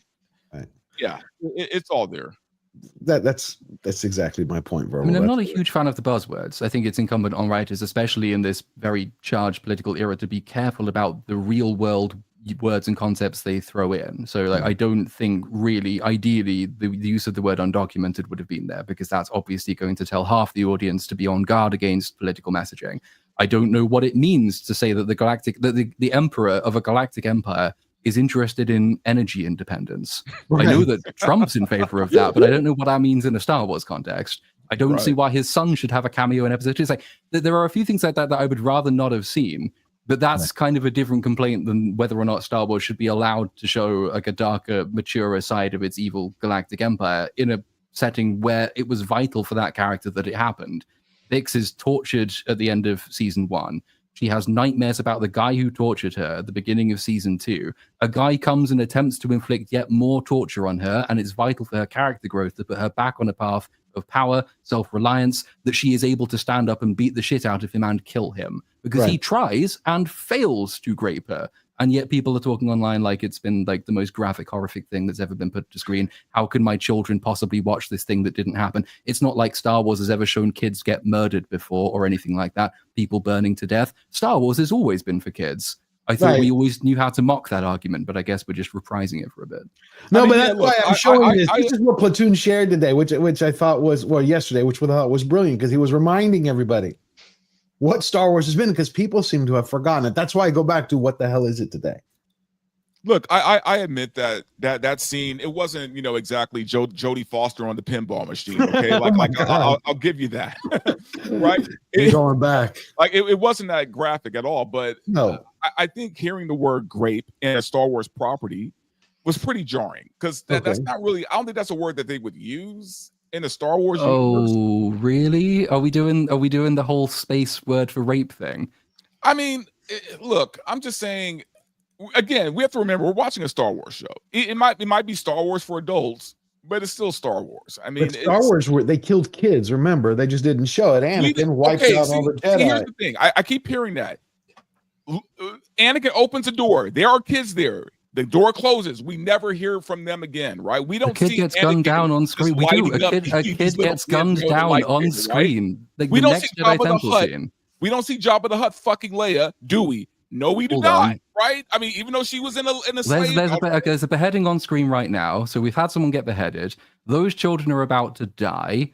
Yeah, this kid gets killed on screen. So we do see kids actually die on screen. That's one. Or this looks a little bit like sexual assault to me. I don't know what you think. That seems a bit. As a kid, I thought he wanted to eat her. That's why he was doing it. Like, honestly, yeah, he wanted to eat her in a different way. Children. There's more dead children on the screen. I see dead kids again, and that's torture. Yeah, bit of torture on the screen.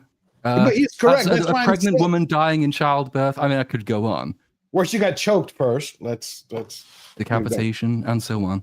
Right. I think that's the point. Is like I again love season 1, found season 2 so far boring.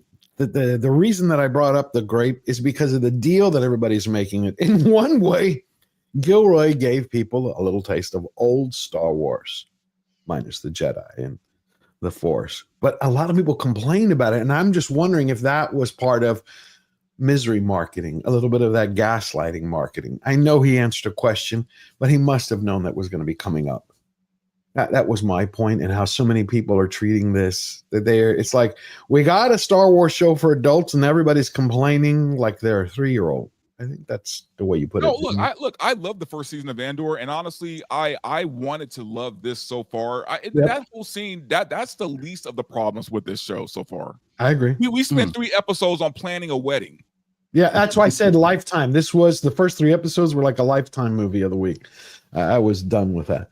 All right, so we're going to move on from Star Wars. One more thing, and then we're going to have 2 more subjects after that. I don't know if anybody heard, but Malcolm in the Middle, I never watched the show, never saw it, is having a reboot. It's going to be back in 2026 with 4 episodes. Malcolm in the Middle reboot will feature a non-binary identifying child. A popular television show from the 2000s is facing backlash from fans because its reboot will feature a child who identifies as neither male nor female. Malcolm in the Middle is reportedly returning to Disney Plus as a 4-episode miniseries, likely in 2026. However, film and industry insider Daniel Richtman reports that the youngest child in the family will be a 16-year-old non-binary kid. Fans push back against the news on social media. So here we are again, another story being written by Hollywood that seems to be the same. But it seems to tie in exactly with what just happened with Trump, with Judge Reyes. It was Judge Reyes, right, Ron? The banning, doing the TRO. I just don't remember if it was her with the trans ban in the military that she reversed it or stayed it. I can't hear you. You're muted. It's perfect. This way I don't have to be held accountable. I think you're right. No, I think it is. I think it was in California, right? Oh, no, that was in D.C.? I think so. Yeah, district court judge. Yeah, it's Reyes. So what happens is, this is how I see Hollywood tells a story that seems to play out in many ways still on the front lines. The Supreme Court had a case a few days ago. It was, where did I put it? Here. It was Mahmoud versus Taylor. It was a dispute over the Montgomery County Schools curriculum and the rights of parents to opt out of certain lessons. Here's the audio from it, just in case you want to hear. This is, it's interesting. And what I see is what's happening in politics, what's happening in our communities, what's happening in education seems to be happening in Hollywood. Here we go. This is part of the case from the Supreme Court, the audio at least. There you are. What age do you, in Montgomery County, teach students normally about human sexuality? I think that it begins in either 4th or 5th grade. The human sexuality class. The family life and human sexuality curriculum. Okay. I'm not entirely sure. Starts in 4th or 5th grade, you think? So. Is there anything you can point us to in the record on that? I don't think so. And second, these books are being used in English class. The division between English class and other things in a 2nd grade classroom doesn't really exist. You're sort of in a room with a teacher, and sometimes. No, I appreciate that. I went to 2nd grade too. Yeah. But it is part of the English curriculum that these books are being used in. That's I thought that was. Yeah, I'm not fighting the premise. I'm just saying that it's not the math class. It is not. It's not the human sexuality class. It is certainly not the human sexuality class. Yeah. I'm just sort of fighting the premise that there's a neat distinction. Okay, and they're being used in English language instruction at age 3. Some of them. So Pride Puppy was the book that was used for the pre-kindergarten curriculum. That's no longer in the curriculum. That's the one where they are supposed to look for the leather and things and bondage, things like that. It's not bondage. It's a woman in a leather. Sex worker, right? No, that's not correct. No. I read it. It's a drag queen. Drag queen and drag correct. queen. The leather that they're pointing to is a woman in a leather jacket. And one of the words is drag queen in the search. And they're supposed to look for those. It is an option at the end of the book. Correct. Yeah. Okay. And you've included these in the English language curriculum rather than the human sexuality curriculum to influence students. Is that fair? That's what the district court found. I think to the extent the district court found that it was to influence them towards civility. The natural consequence of being exposed. Whatever, but to influence them. In the manner that I just mentioned, yes. So there we go. They're doing the same thing in the school system that Hollywood is doing, that I just covered with Malcolm in the Middle. They're doing it.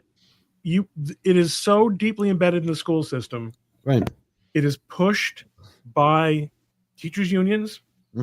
Randy Weingarten. Weirdly, by librarians and the librarians' organizations and school librarian organizations. It's very weird, but it's. I mean, talk about Maoism. I mean, this is Subversion 101, and they've done the same thing with the Palestine conflict, Israel-Palestine. Brown University just finally pulled out of a program that was developing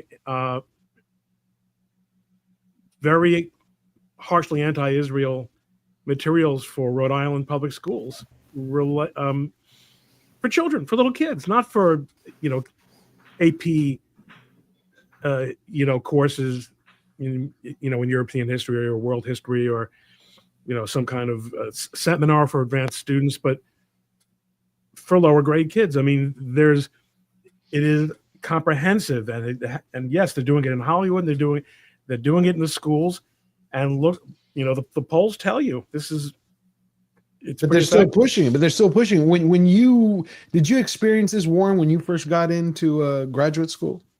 Like, did it start happening after Trump for you? Did you see it escalate? At the college level, for sure. What really stood out to me in that response was when he was talking about we were trying to influence an understanding of civility. Right. That's the underlying idea. Is like the insinuation is we have a better understanding of this new form of civility. Therefore, there's something to teach here that was not there before.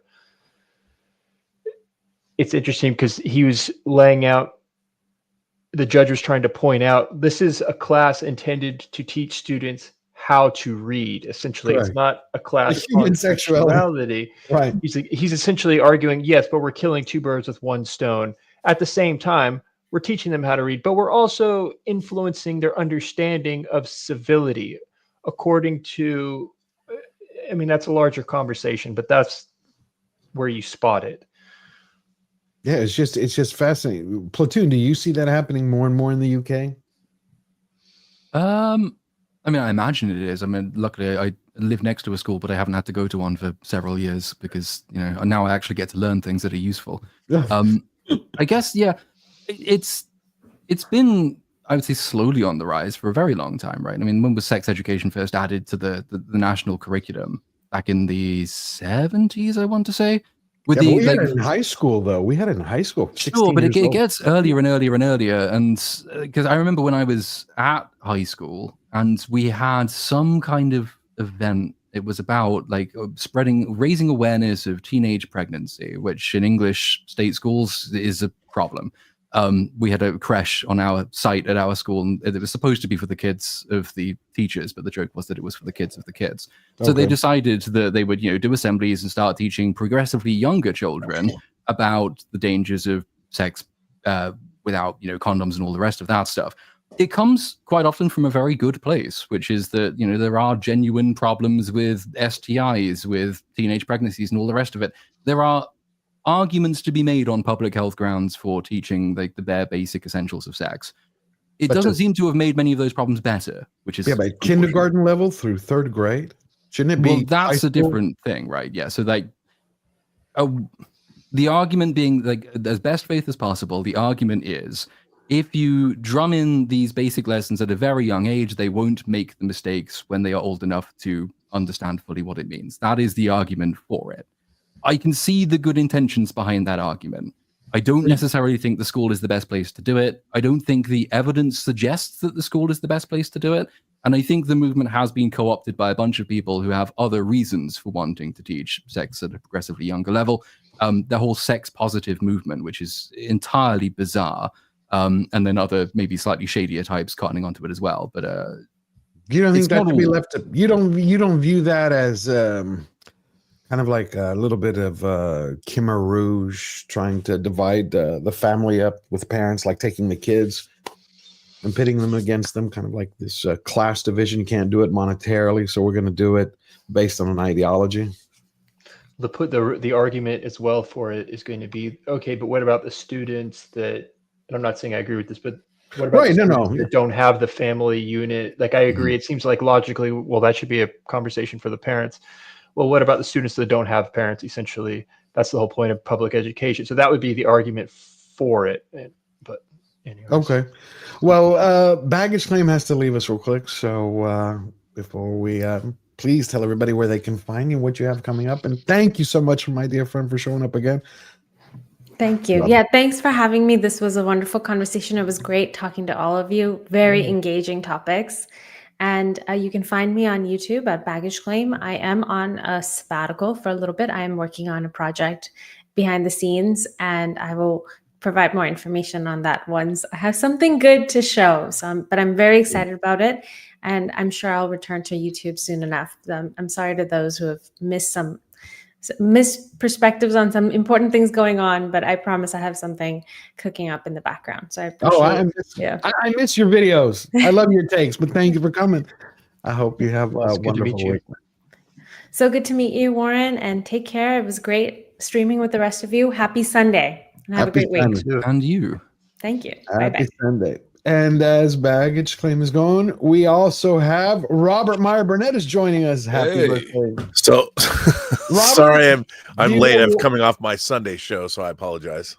Robert, Warren. We've been on before. Yes, it's great to see you again. I've been loving your videos, your analysis of our political situation, such as it is, our educational system.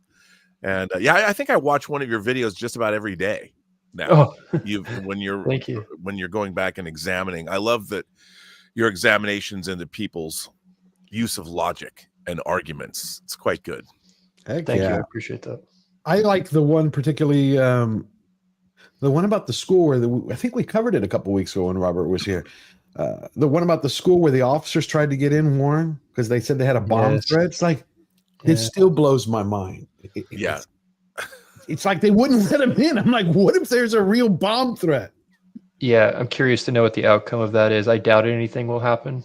But my question with that is, don't they have jurisdiction? Like, don't they? I thought can so. it just go They in? do.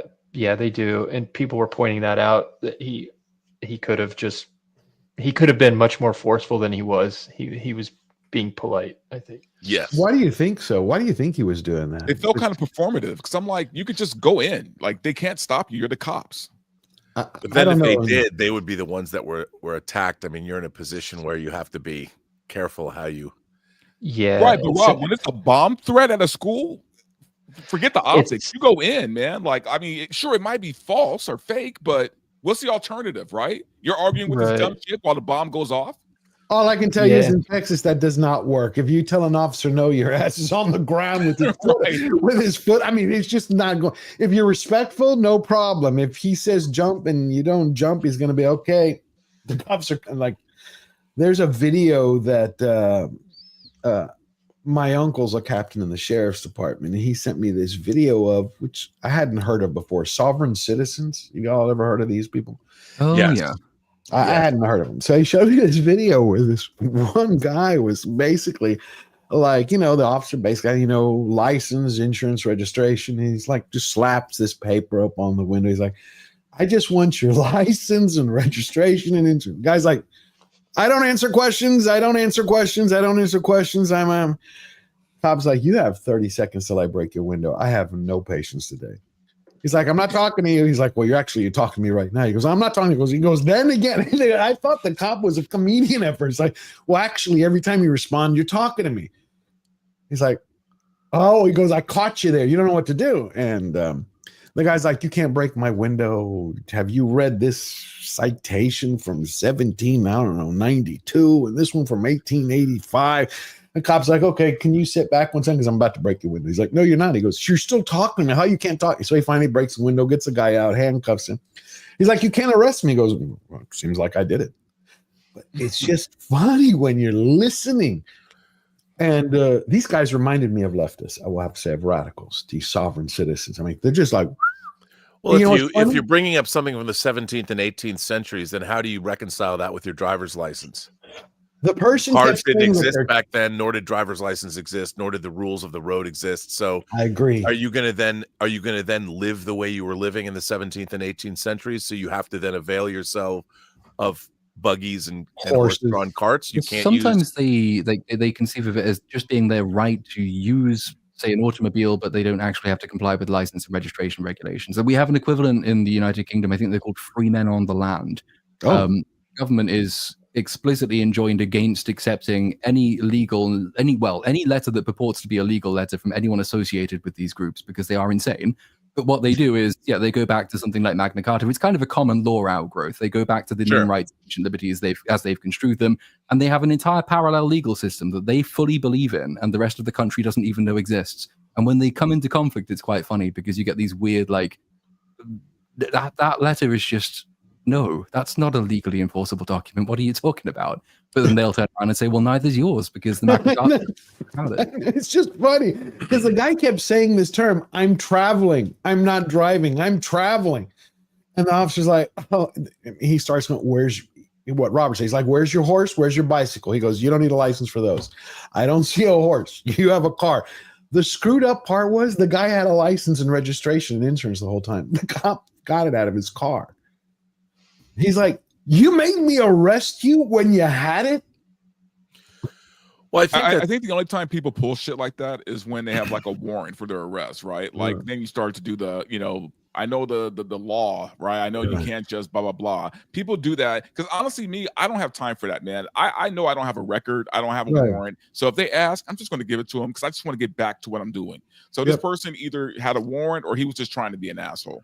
I think he was just trying to be an asshole. He just didn't seem smart enough. There's a byproduct of social media too, when it's all kind of the same thing, that everybody wants to be part of some kind of a community. Yeah. And the idea that you can live outside the norm or outside the laws, because everybody perceives, our government is evil, the laws of the land are evil, I get all that. I get the idea that there's that impulse to want to be free of these things, if that's the shackles of civilization. But then you can't have it both ways. You can't avail yourself of the rules of civilization and then at the same time try and say, no, I'm throwing off these shackles, I'm throwing off these chains, and I'm going to live as a free man on the land, I guess. But then again, you're going to use electricity, which didn't exist back then. You're going to use plumbing.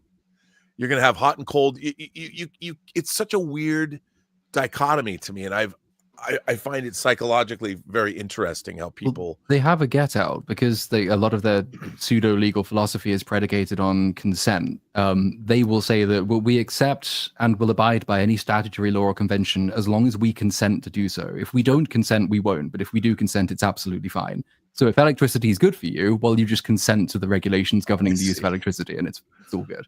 It's nuts. It's just nuts when you get right down to it. So right before you came, Robert, we were talking about Malcolm in the Middle. You heard about the revival? Yes, I have. What did you think about it? Well, here's. I always love your takes on the industry because you're a director, you've been a filmmaker. Here's my problem with reboots in general. Okay. It is a risk averse action. Lazy. They want to reboot something that was already a hit that people know. It's less of a risk than it is to create something from scratch. And in some cases, I would say that it's interesting to revisit characters, especially if you're going to take into consideration real time. So if 25 years have passed, and like I thought the Frasier reboot, some of it was interesting, because then you have something to say, like how has civilization moved on? If Malcolm has his own kids, what is the experience of him being a father now? That there is legitimacy to those ideas, but ultimately, I think that there is a certain creative bankruptcy, laziness inherent to it. But the thing is, things are so expensive now to make shows like this. Look, an episode of Star Trek used to cost $1.4 million an episode back when they were making Next Generation. Now you're looking at $10 million an episode, right? And they're making 10 episodes a season as opposed to 26. So it becomes, it's just a function of things are so expensive now. They have to do anything they can to avert risk. And when you have a brand name that people remember, they'll tune in. And that's just, I don't like it. I've got 200 books on my shelf that I would love to see adapted into films. Yeah, we've talked about it. But, I agree with you. But look at. Go ahead.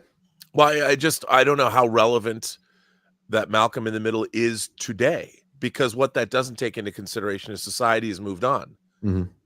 So, and also my question is, are they bringing the show back just to present a non-binary child? Like, is that the only reason why they're bringing the show back? That's what it looks like. Are you going to actually say that people can see Bryan Cranston as nobody else than Walter Wright in the television general audience? Is that what they're doing? They're going to bring. Oh, they are bringing everybody back, and they're just adding. No, but like having a non-binary child. Oh yeah, that was the whole article. Oh, I did. Oh, hold on about it. Oh, I didn't know that. Oh yeah, here I'll read it to you again. There it is. Malcolm in the Middle. Malcolm. I didn't mean to make you guys go backwards. No, you didn't. I wanted to hear your opinion as a filmmaker. Malcolm in the Middle reboot will feature a non-binary identifying child. Yep, they're bringing everybody back and adding a new 16-year-old kid, and it comes out in 2026. 4 episodes, I think it said. And I was trying to show that together as the whole show today. We've been talking about the stories that have been written. Hollywood, the story that they're trying to write for the culture. Politics, the story they're trying to write for the culture. Americans writing their own stories, their individual stories, and how that's shaping up for the future. And it looks like Hollywood's at least a portion of it, not all of it, because we still get the movies like Sinners or Godzilla -1, which actually comes from Japan. Sound of Freedom, other great films. I think we can learn a lot by the fact that literally for like this year, Minecraft and Sinners are like the biggest movies of the year, right? Right. But that sucks. For very different reasons, but they both work, right? They both work in their own different genres. And I don't know. Like, I feel like Hollywood needs to take note of this, man. Like, why is Minecraft doing so fucking well? And then Because why they made a movie for their audience.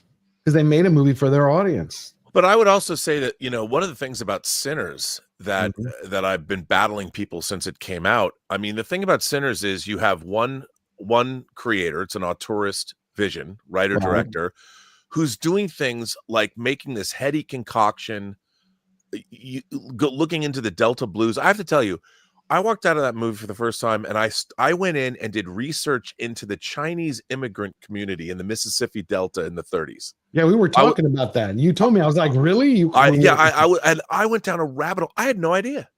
Yeah, You know, me either. I haven't gone out of a movie and wanted to do some research, and I was like, Ryan Coogler must know something I don't. And indeed he does. And reading about the Chinese immigrant community in the Mississippi Delta in the 30s was fascinating. How they were predominantly Christian, what they were bringing, and how there were laws passed in the 1800s that were very similar for the Chinese immigrants, that were very similar to the Jim Crow laws that were passed. So you had a kinship between the Black community and the Chinese community during that time. I knew none of this. I never heard this in history school or history class.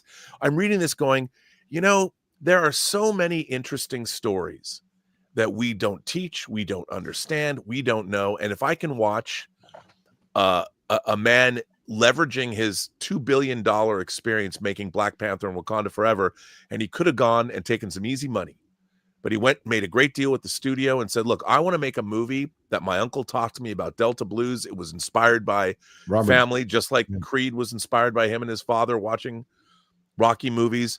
The guy gave us something we've never seen before.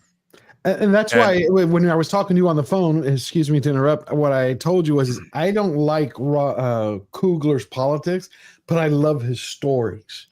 See, that's the separation. I love his stories. I do. And I was blown away by Sinners. Well, and the thing about Sinners is, like I said, it's an American story. It's a Black story. It's an immigrant story. It's a musical story. The music. And it's a vampire film. And it's a vampire movie. And even the vampires have something to say about immigration. The vampires actually, their worldview is such, I'm like, I'll believe in that. Okay, you know, the vampires were right. But see, that's why I don't like to talk about the film too much to people, because I want them to understand that this isn't a black and white movie, right? Like, even the vampires aren't black and white in this film. It's such an interesting film. You know, and it's funny, the people that want to reduce it to, they're like comparing it to other vampire movies. I'm like, there's so much more going on. From the opening of the movie, you're immersed in a world that you've never been in, and you're seeing it in a way that you've never seen it before. And, you know, the characters were so, not to be self-serving, but my own audio drama that I spent the last year making is set in 1932 Chicago, and Al Capone's a character. And Smoke and Stack were coming off of working for him. So I was like I had this whole backstory in my own mind hearing this about these characters and what they went through and what was going on. And you watch the film and it's so immersive, and it's just so interesting. I mean, it's transportive in the way we haven't normally seen in a movie theater recently. And it was the fact that one of the greatest pieces of marketing they did was Ryan Coogler, Kodak put up that piece they did on how they shot the film. And Ryan Coogler takes you through all the different film formats, including IMAX. IMAX screenings around the United States, or the true IMAX screenings, are getting filled up and sold out because Ryan Coogler did this. And you realize how much passion the man had for making the movie, and how do you not want to root for that? Right. And that gives him such credibility, and you want to support an artist who has a vision that he wants to bring you something that is worth your time. And on top of that, the guy makes the craziest deal in Hollywood I've ever heard of. No one's ever gotten a deal like that. No way. That's insane. It's good. Now we're going to cover the last thing, and then we will be out of here. I wanted to bring this up, waiting for Ron to get back so we can all take a look at it real quick. I'm ready. All right. I know. Yeah, I see you. There are prosecutors who are now trying to, the best way to put it is follow the UK's lead in creating a two-tier justice system. That's how I view it. On Monday, prosecutors in Hennepin County are being asked to enact a very controversial policy. They will be required to consider race when offering plea deals. It's part of a new policy from Hennepin County Attorney Mary Moriarty. Julie, this new policy was sent to me by sources within the Hennepin County Attorney's Office, concerned that the policy could be unconstitutional if they Could don't be. include race-based government actions in their roles as prosecutors. This is a new negotiation policy set to go in effect Monday in Hennepin County Attorney Mary Moriarty's office. In it, Moriarty lays out several considerations, including race, that her prosecutors should take when extending plea deal offers to defendants. The policy says proposed resolution should consider the person charged as a whole person, including their racial identity and age. While those factors should not be controlling, they should be part of the overall analysis. Prosecutors should be identifying and addressing racial disparities at decision points as appropriate. KARE 11 News provided a copy of the policy received from sources in the county attorney's office to University of St. Thomas law professor Rachel Moran, former prosecutor Imran Ali, and U of M constitutional law professor Jill Hasday. Ali says he understands confusion expressed privately among prosecutors about whether it means race should be considered when proposing a prison sentence. Our law, our sentencing guidelines that we have, that the criminal justice professionals use every single day in court, says that race should not be used in that calculus. See, you don't need to be a lawyer to know that that's wrong to do that. I mean, are you hearing anything like this, Warren? It just sounds very vague. Like, what does that mean? We would have to see an example as well. I don't see how that could be used in a good way. I don't think it sounds like they're trying to say, well, we want to take into consideration larger circumstances like socioeconomic, perhaps, but right. We would have to see an actual example. Yeah, I don't know. It's nuts when I heard this. It's the same thing when you had the district attorney of Fairfax County, Virginia, was Steve Descano. He dropped a felony charge against a twice deported illegal immigrant who had been charged with strangulation and kidnapping. And when he spoke of it later, he was saying the same thing. He believes a certain minority group should be treated leniently than everybody else.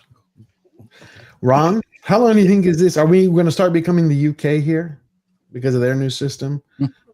Well, it's a good framework to for the comparative law analysis.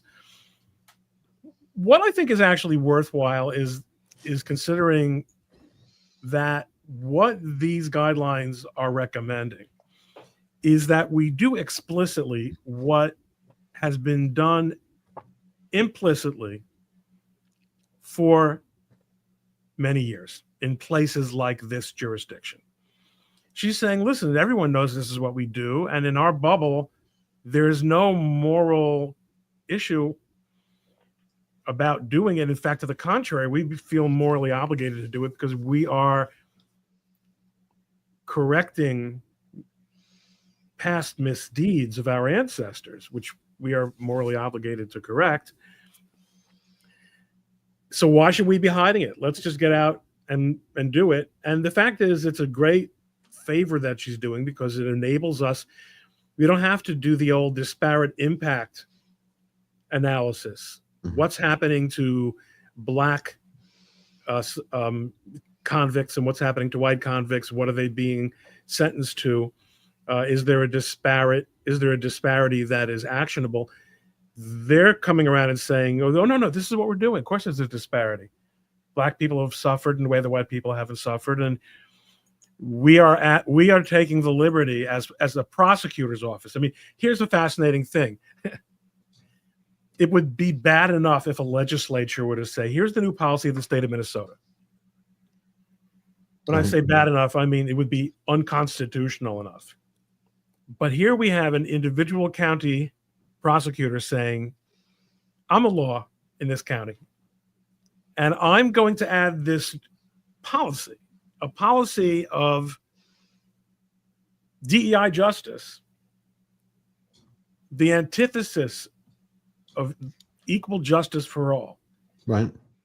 I'm gonna arrogate to myself the power to change the substantive law and the constitutional law, and as George said, anyone with eyes can look at and see what an outrageous moral outrage it is to operate things this way. because I can, because I have that position. Oh, cool. Well, I'm glad we're able to still have this great conversation. Hillary, 48 hours ago, made this statement, and that should be it. I thought it was funny, especially us as podcasters and sharing our opinions. And boosting Trump back in 2016. But I also think there are Americans who are engaged in this kind of propaganda. And whether they should be civilly or even in some cases criminally charged is something that would be a better deterrence because and boosting. Basically, it's the whole, can you say what you want to say on social media? And she was going on to maybe we should start prosecuting people for what they say on social media. I'm like, well, let's start with the media first.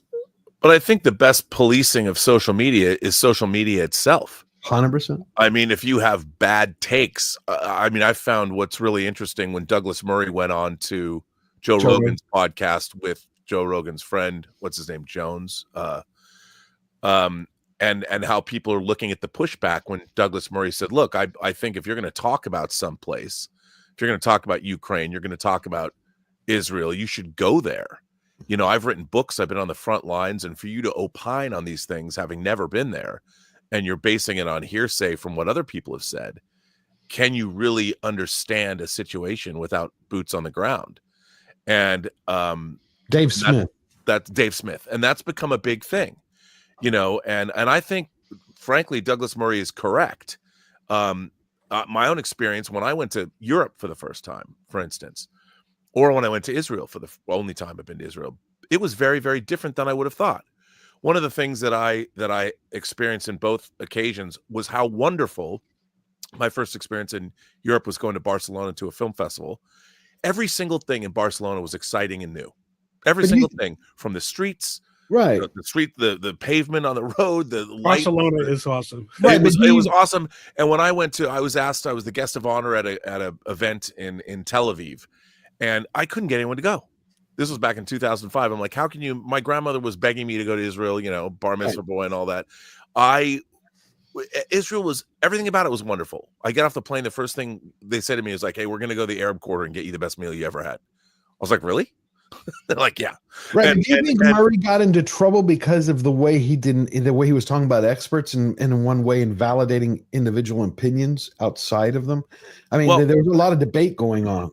I mean, look, the idea that we are denigrating expert opinion. Right. I mean, the fact is, there's a lot of people, there's a lot of experts that have done damage to things because they've been untruthful. Correct. I can understand that. But if I don't know anything, for instance, about economics, if I wanted to learn how to say day trade, I'm going to go to somebody who's a successful day trader. I mean, isn't that yeah, I got you. Warren, where do you think where Murray went wrong with that exchange with Rogan? Or if you do think he went wrong, you might not. I think he has a lot of good points. I agree with everything that's being said. And I think that Douglas, because I like Murray. It's obvious that, yeah, if you go, you're going to have a better understanding of a very complex, nuanced situation, actually seeing it. I think if he had just kept it within that frame, he would have been fine. I think he made a lot of good points, which kind of got overwritten by the approach. It's not that he was wrong. It was more how it became. There was some that kind of like became a larger frame, and there was some pushback about him not engaging with the logic, and it was more like he was contending with the person. So perhaps, had he just gone right at the arguments as well, it would not have overwritten his good points. But there's definitely, honestly, I don't know what I think about it because it's so complicated, right? And there are so many. As soon as you hear one thing and you think that's factual, so the other side says no. There's this whole other side. It's become this tribal argument that's a real red flag to me. The fact that and then where you fall on that tribe correlates to your tribe on Ukraine and Russia, and that correlates to Winston Churchill all of a sudden. Oh, I don't God. understand how Winston Churchill ties into any of this. So I Yeah, thought he made good points on Churchill. I agree with Murray on Churchill. I like Murray a lot, and I haven't enjoyed. I forgot the historian's name who came out and did that Tucker Carlson interview. Daryl Cooper. Yeah, who said, unless I'm getting it incorrect, which I don't think I am, that Churchill was evil in many Yeah, ways. the true villain of World War II. And I'm like, what? I was going back and rereading that. And I'm But like, that's what. Platoon, did you know that Churchill was evil? Yeah, people in this country say that all the time. That's why they always deface his statue first, no matter what the protest is. It might be a gay rights protest, it might be an environmentalist protest, it might be a pro-Palestinian protest. They always somehow find their way to Poor vandalizing the Churchill statue. Poor guy has had so much shit flown at him since he was deceased, for no apparent cause. I think he's just, because he is the icon of the nation against which all of these people are protesting, they think that it's somehow clever and edgy to have a go at him. I'm all in favor of revisionist history. I think it's always very useful to have these people pop up from time to time, even if they are stupid and wrong, as I think the guy commenting on Churchill probably was. But those people probably shouldn't then retreat to any kind of victim mentality when their silly points are called out. It's vital to challenge consensus. It's essential that we do that. We have had too much unchallenged consensus for too long. But if you're wrong, and maybe the consensus is right, as it is from time to time, don't start falling back on the whole, oh, you're just appealing to authority. Oh, are you saying that because you're an expert, you know better than me? I'm an idiot. Idiots have their right to an opinion, don't you know? No one is disputing this. It's just that you're wrong. That's all it is. Well, I appreciate that. All right. I think this has been an amazing show. I'm going to read the super chats and then we will wrap up. Anybody else have any thoughts? If you want to throw them out. Doc Fortune for $2 just subbed to Verbal. He's 100% spot on this vid.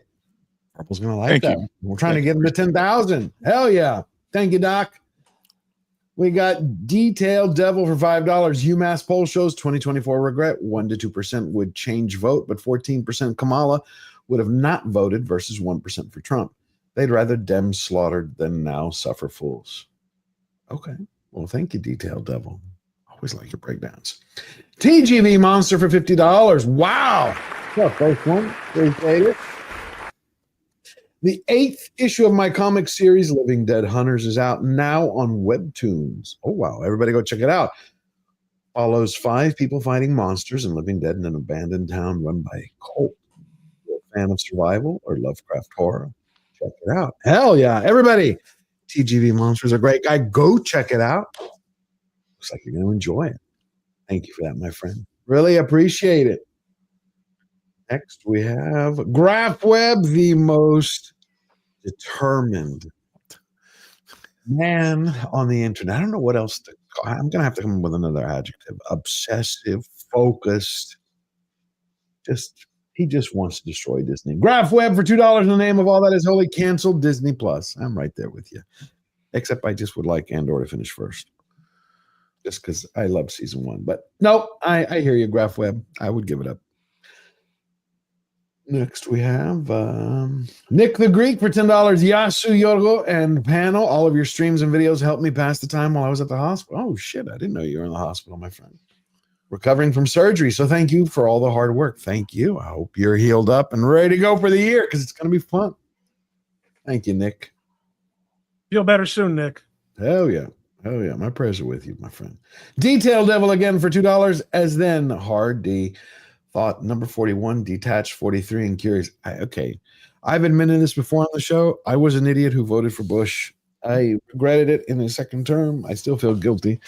Because when I started watching Obama's policies, I'm like, wow, they look to be the very same thing as George W. Bush. It's just called different names. And so, yeah, I can't stand Bush. I will be guilty for that for the rest of my life. Mikey Gussler for $10. I remember confronting Angry Joe on Twitter, asking him what he meant by calling Trump supporters uneducated. And he said more people who didn't go to college voted for Trump than those who did. And? It is interesting to know that type of argument is it's essentially, well, all the people who went to college, they all think the same thing. And this is a point in favor of college. no, it's actually not. It's kind of a point against college that all people come out thinking the same thing. There are good arguments for and against voting for Donald Trump. Whether you've been to college or not shouldn't really influence that. I mean, if you really want to see what college life is like, man, like there is a show on HBO Max called I still call it HBO Max on Max called The Secret Lives of College Girls, and yeah, it's like a sex romp type comedy for women power and girls who are owning their sexuality, that kind of thing. The first it's by Mindy Kaling. The first season was actually pretty clever and pretty decent. But man, after that, like second, especially third season, if you want to see what woke college life is really like, watch that show, because they use every single pronoun, they use every single buzzword. I mean, it's just and the mentality of if you don't think like this, there is something wrong with you fundamentally. Like and yeah, it's a college show, it's a comedy, but this is what they're really teaching in college. Like these are the things they're teaching in college right now. Are you still watching it after it went woke? I mean, I watched it till you're watching. I know, because you like the boobs. So there was only 3 seasons. Okay. I watched all 3, and yes, there are tons of nice boobs in the show. So of course I watched. Yeah, it's college is pretty messed up right now. Well, I want to ask Warren then something. When you first got to college, was it Emerson that you went? For graduate school. For graduate school. Did you see it change once Trump got in office? Oh, yeah, because I got there in 2016, and he came into our office, a couple months after arriving there, and it was like all hell broke loose. And that's when this pendulum swung so hard and fast. That's really what caused me to notice these patterns for the first time. It was just so in my face, like I'd never really thought about any of this before that. Because you were doing your thing, but then it's like one person at a time. We each have that. But in undergrad, there was none of this.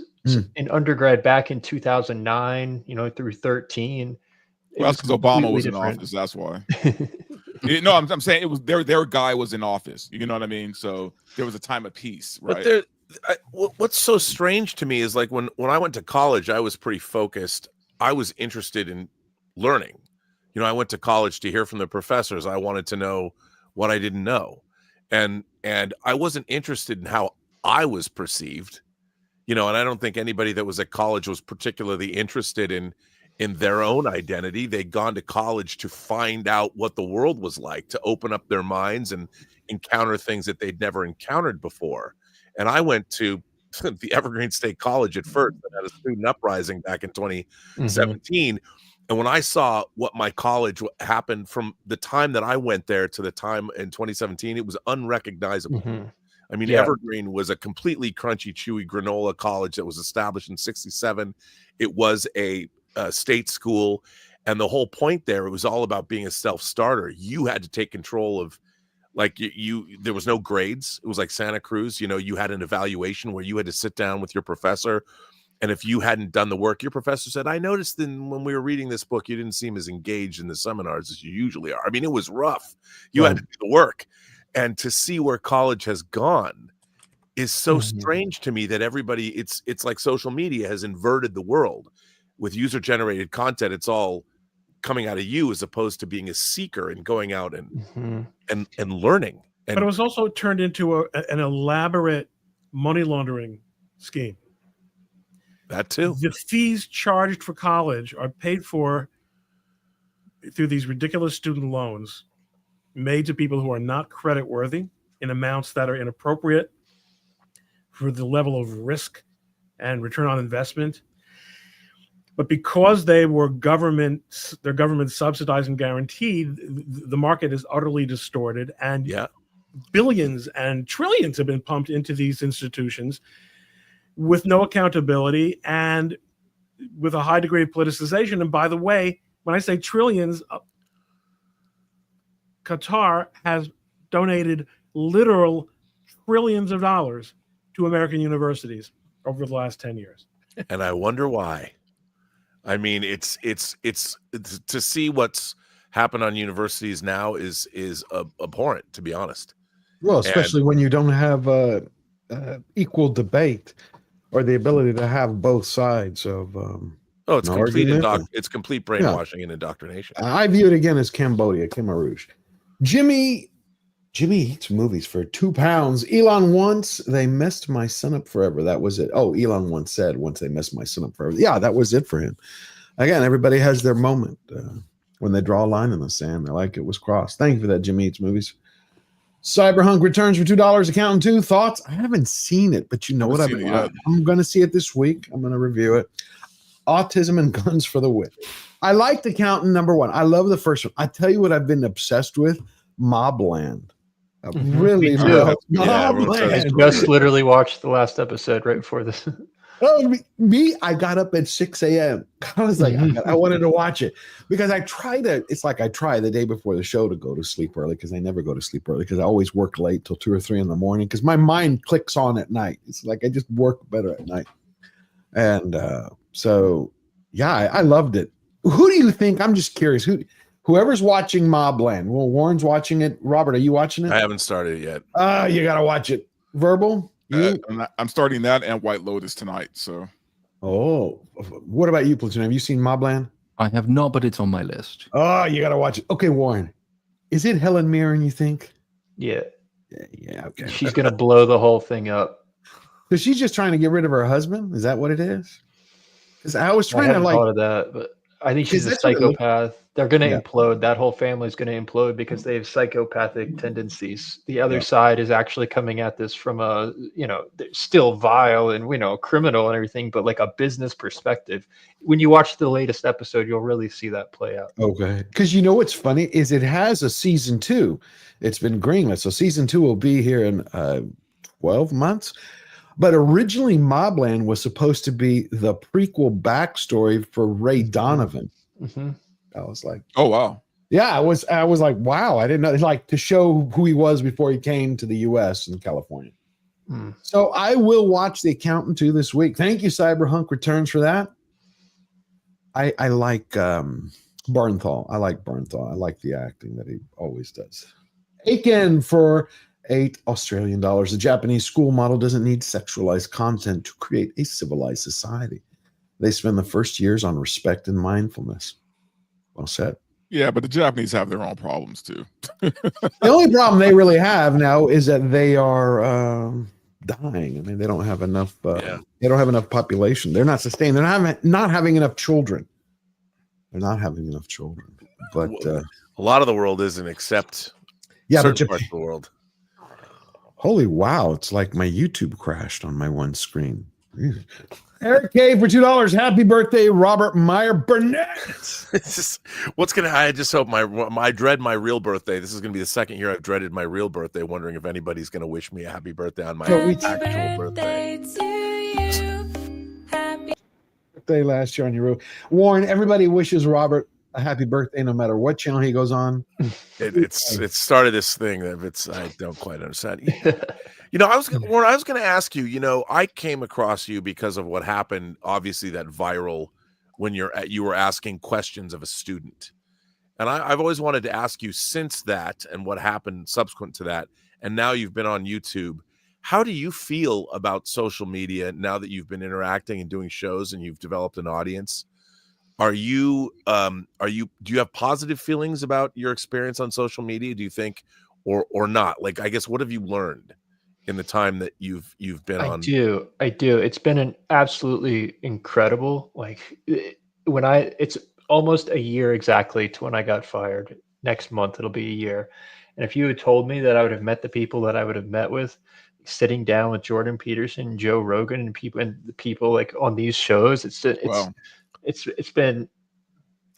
surreal. So I wouldn't change anything. I'm glad I got very lucky that it played out the way it did. On X and things, I should probably engage more. I find myself just kind of not doing X much, or Discord as much as I should. So if anyone's listening on the Discord server, I will strive to do that more. So there's just so much. It's this never ending, X, it just doesn't end. But overall, it's been very, very good. very good. And it's been, I think this new landscape is a saving grace. We began the show talking about like, the mainstream media and everything. And this is a saving grace for that. Yeah. Absolutely. I agree with 100%. Lord Thoth, the member for 12 months. What an impressive panel. Great show today. Thank you, Lord Thoth. They are amazing.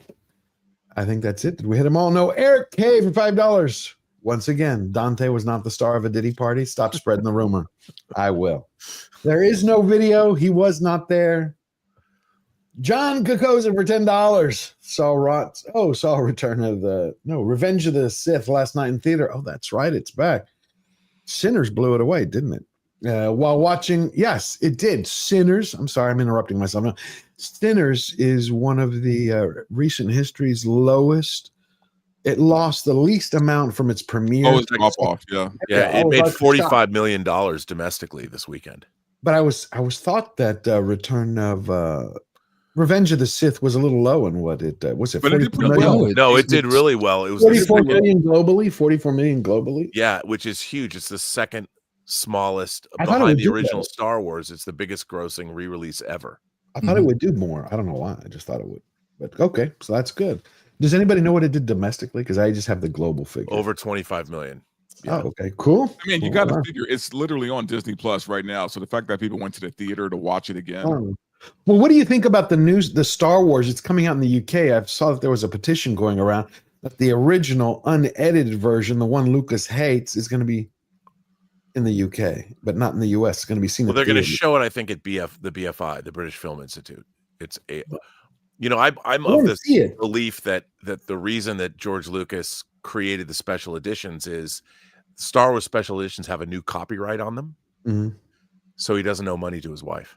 Oh, I got you. I Okay. don't know that for sure, but there's I would suspect because they had a very cantankerous divorce. I know he gave that interview in 2004 where he was like, basically, he hated the original version that so many people love. He goes, the definitive version is the special edition. That's the way he wanted to do it all the time, and that's what it is. And he hates talking about it and hates people. I was like, okay, yes, I have a few issues. John Kokoza for $10. Yo, we already got that. Andor, well, I didn't finish it.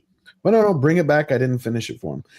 So, Revenge of the Sith last night in theater while watching. I thought of the stories of Ahsoka and Clone Wars Season 7, Phoenix Squad and Rebel Show, Andor Season 1 and Season 2, and Rogue One. It only added to my enjoyment of Revenge of the Sith. Well, cool, John. I hope you're doing well, my friend. Thank you for sharing that. And that is, I believe, it. Yep, that is. Nope, we have one more. Nope, that's it. All righty. Thank you, everybody. Y'all are amazing. Thank you to everybody for your support. Warren, thank you. I got to share one more thing. A 1-minute clip from the woke monologues because it's getting edited. We're going to edit it. We're going to put some B-roll to it. And I wanted to play it real quick. Where is it? It's going to change. It's just a 1-minute clip. It doesn't have the B-roll yet, but we're going to be doing it now. And I'm working on a new monologue. Broken toy in the world could feel normal by breaking the world. That's when the oppression industry celebrated its grand opening. They hung up new signs. Victims wanted, now hiring. Hate became the new economy. Victimhood the new currency. Resentment a new trust fund. And everyone was drafted into the war. That's when they turned around and told us that smoking was still bad for you, but weed was a superfood. Fat was healthy, and 3 Big Macs a day kept the doctor away because big wasn't bad. It was just the beginning. Lizzo would become your new role model because nothing says empowerment quite like diabetes in a thong. That's when mothers-to-be would be known as pregnant people because woman had become a slur when tampons were marketed for men because misgendering a prostate was a mortal sin. When PETA sued SeaWorld for practicing dolphin slavery, but everyone in Seattle called a 6-month belly bump a clump of cells. That's when it all happened. When Victoria's Secret sadly swapped out their sexy angels for my next door neighbor and Playboy, the magazine I grew up with, sneaking peeks at behind my mother's back, now featured on its cover my girlfriend's dad in fishnets, proving once and for all the world had officially gone mad. All right, so getting edited. I'll come back in probably a couple of months. So, Warren, thank you for coming. Little Platoon, Verbal Riot, Robert Meyer, Burnett, you want to tell everybody what you're working on? Well, I just finished my audio drama, True Noir, of which all 10 chapters are currently available. You can get it at truenoir.co. It stars Michael Rosenbaum, Katie Sackhoff, David Strathairn, Academy Award nominee David Strathairn, Anthony LaPaglia, and many, many others, based on Road to Perdition writer Max Allan Collins' 19-novel Nathan Heller detective series. It's set in 1932 and 33 Chicago and deals with the assassination of Chicago Mayor Anton Cermak. Wonderful. And you can find me on the Burnett Work on YouTube. Wonderful. Warren, you have anything coming up you want to share with everyone? Oh, just the YouTube channel. You can check it out. It's every other day. I'm trying to come up with something new, so I don't know what'll be next, but we'll see. Awesome. That's the Secret Scholar Society, correct? Correct. Correct. Platoon, what do you have coming up? One of your you're going to be working on Andor?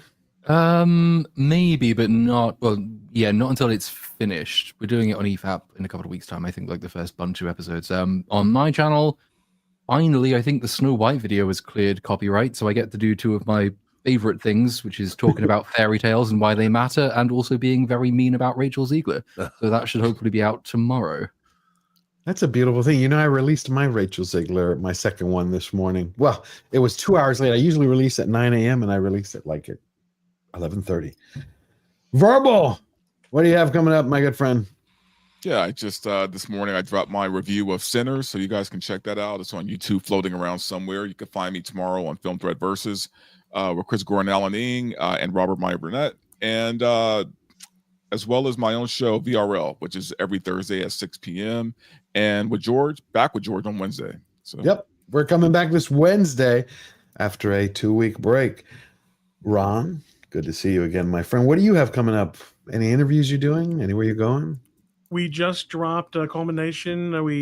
I have a very interesting interview with David Limbaugh, which we released Thursday, a couple of days ago. And I think it's going to be well received as it works its way around.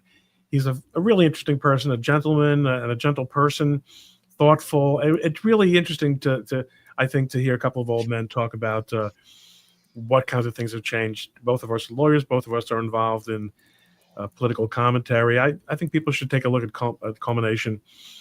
And otherwise, it's the same old Ron Coleman that's been around since the Dutch. Beautiful. Keep fighting the good fight. Everybody at Slayer Nation, God bless you. I hope you have a wonderful week. And if you want to win every battle and stay true to yourself, you know what we do. We're fighters with one unbreakable rule.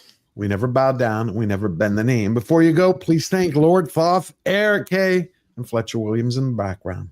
I'll see you this Wednesday. Love you.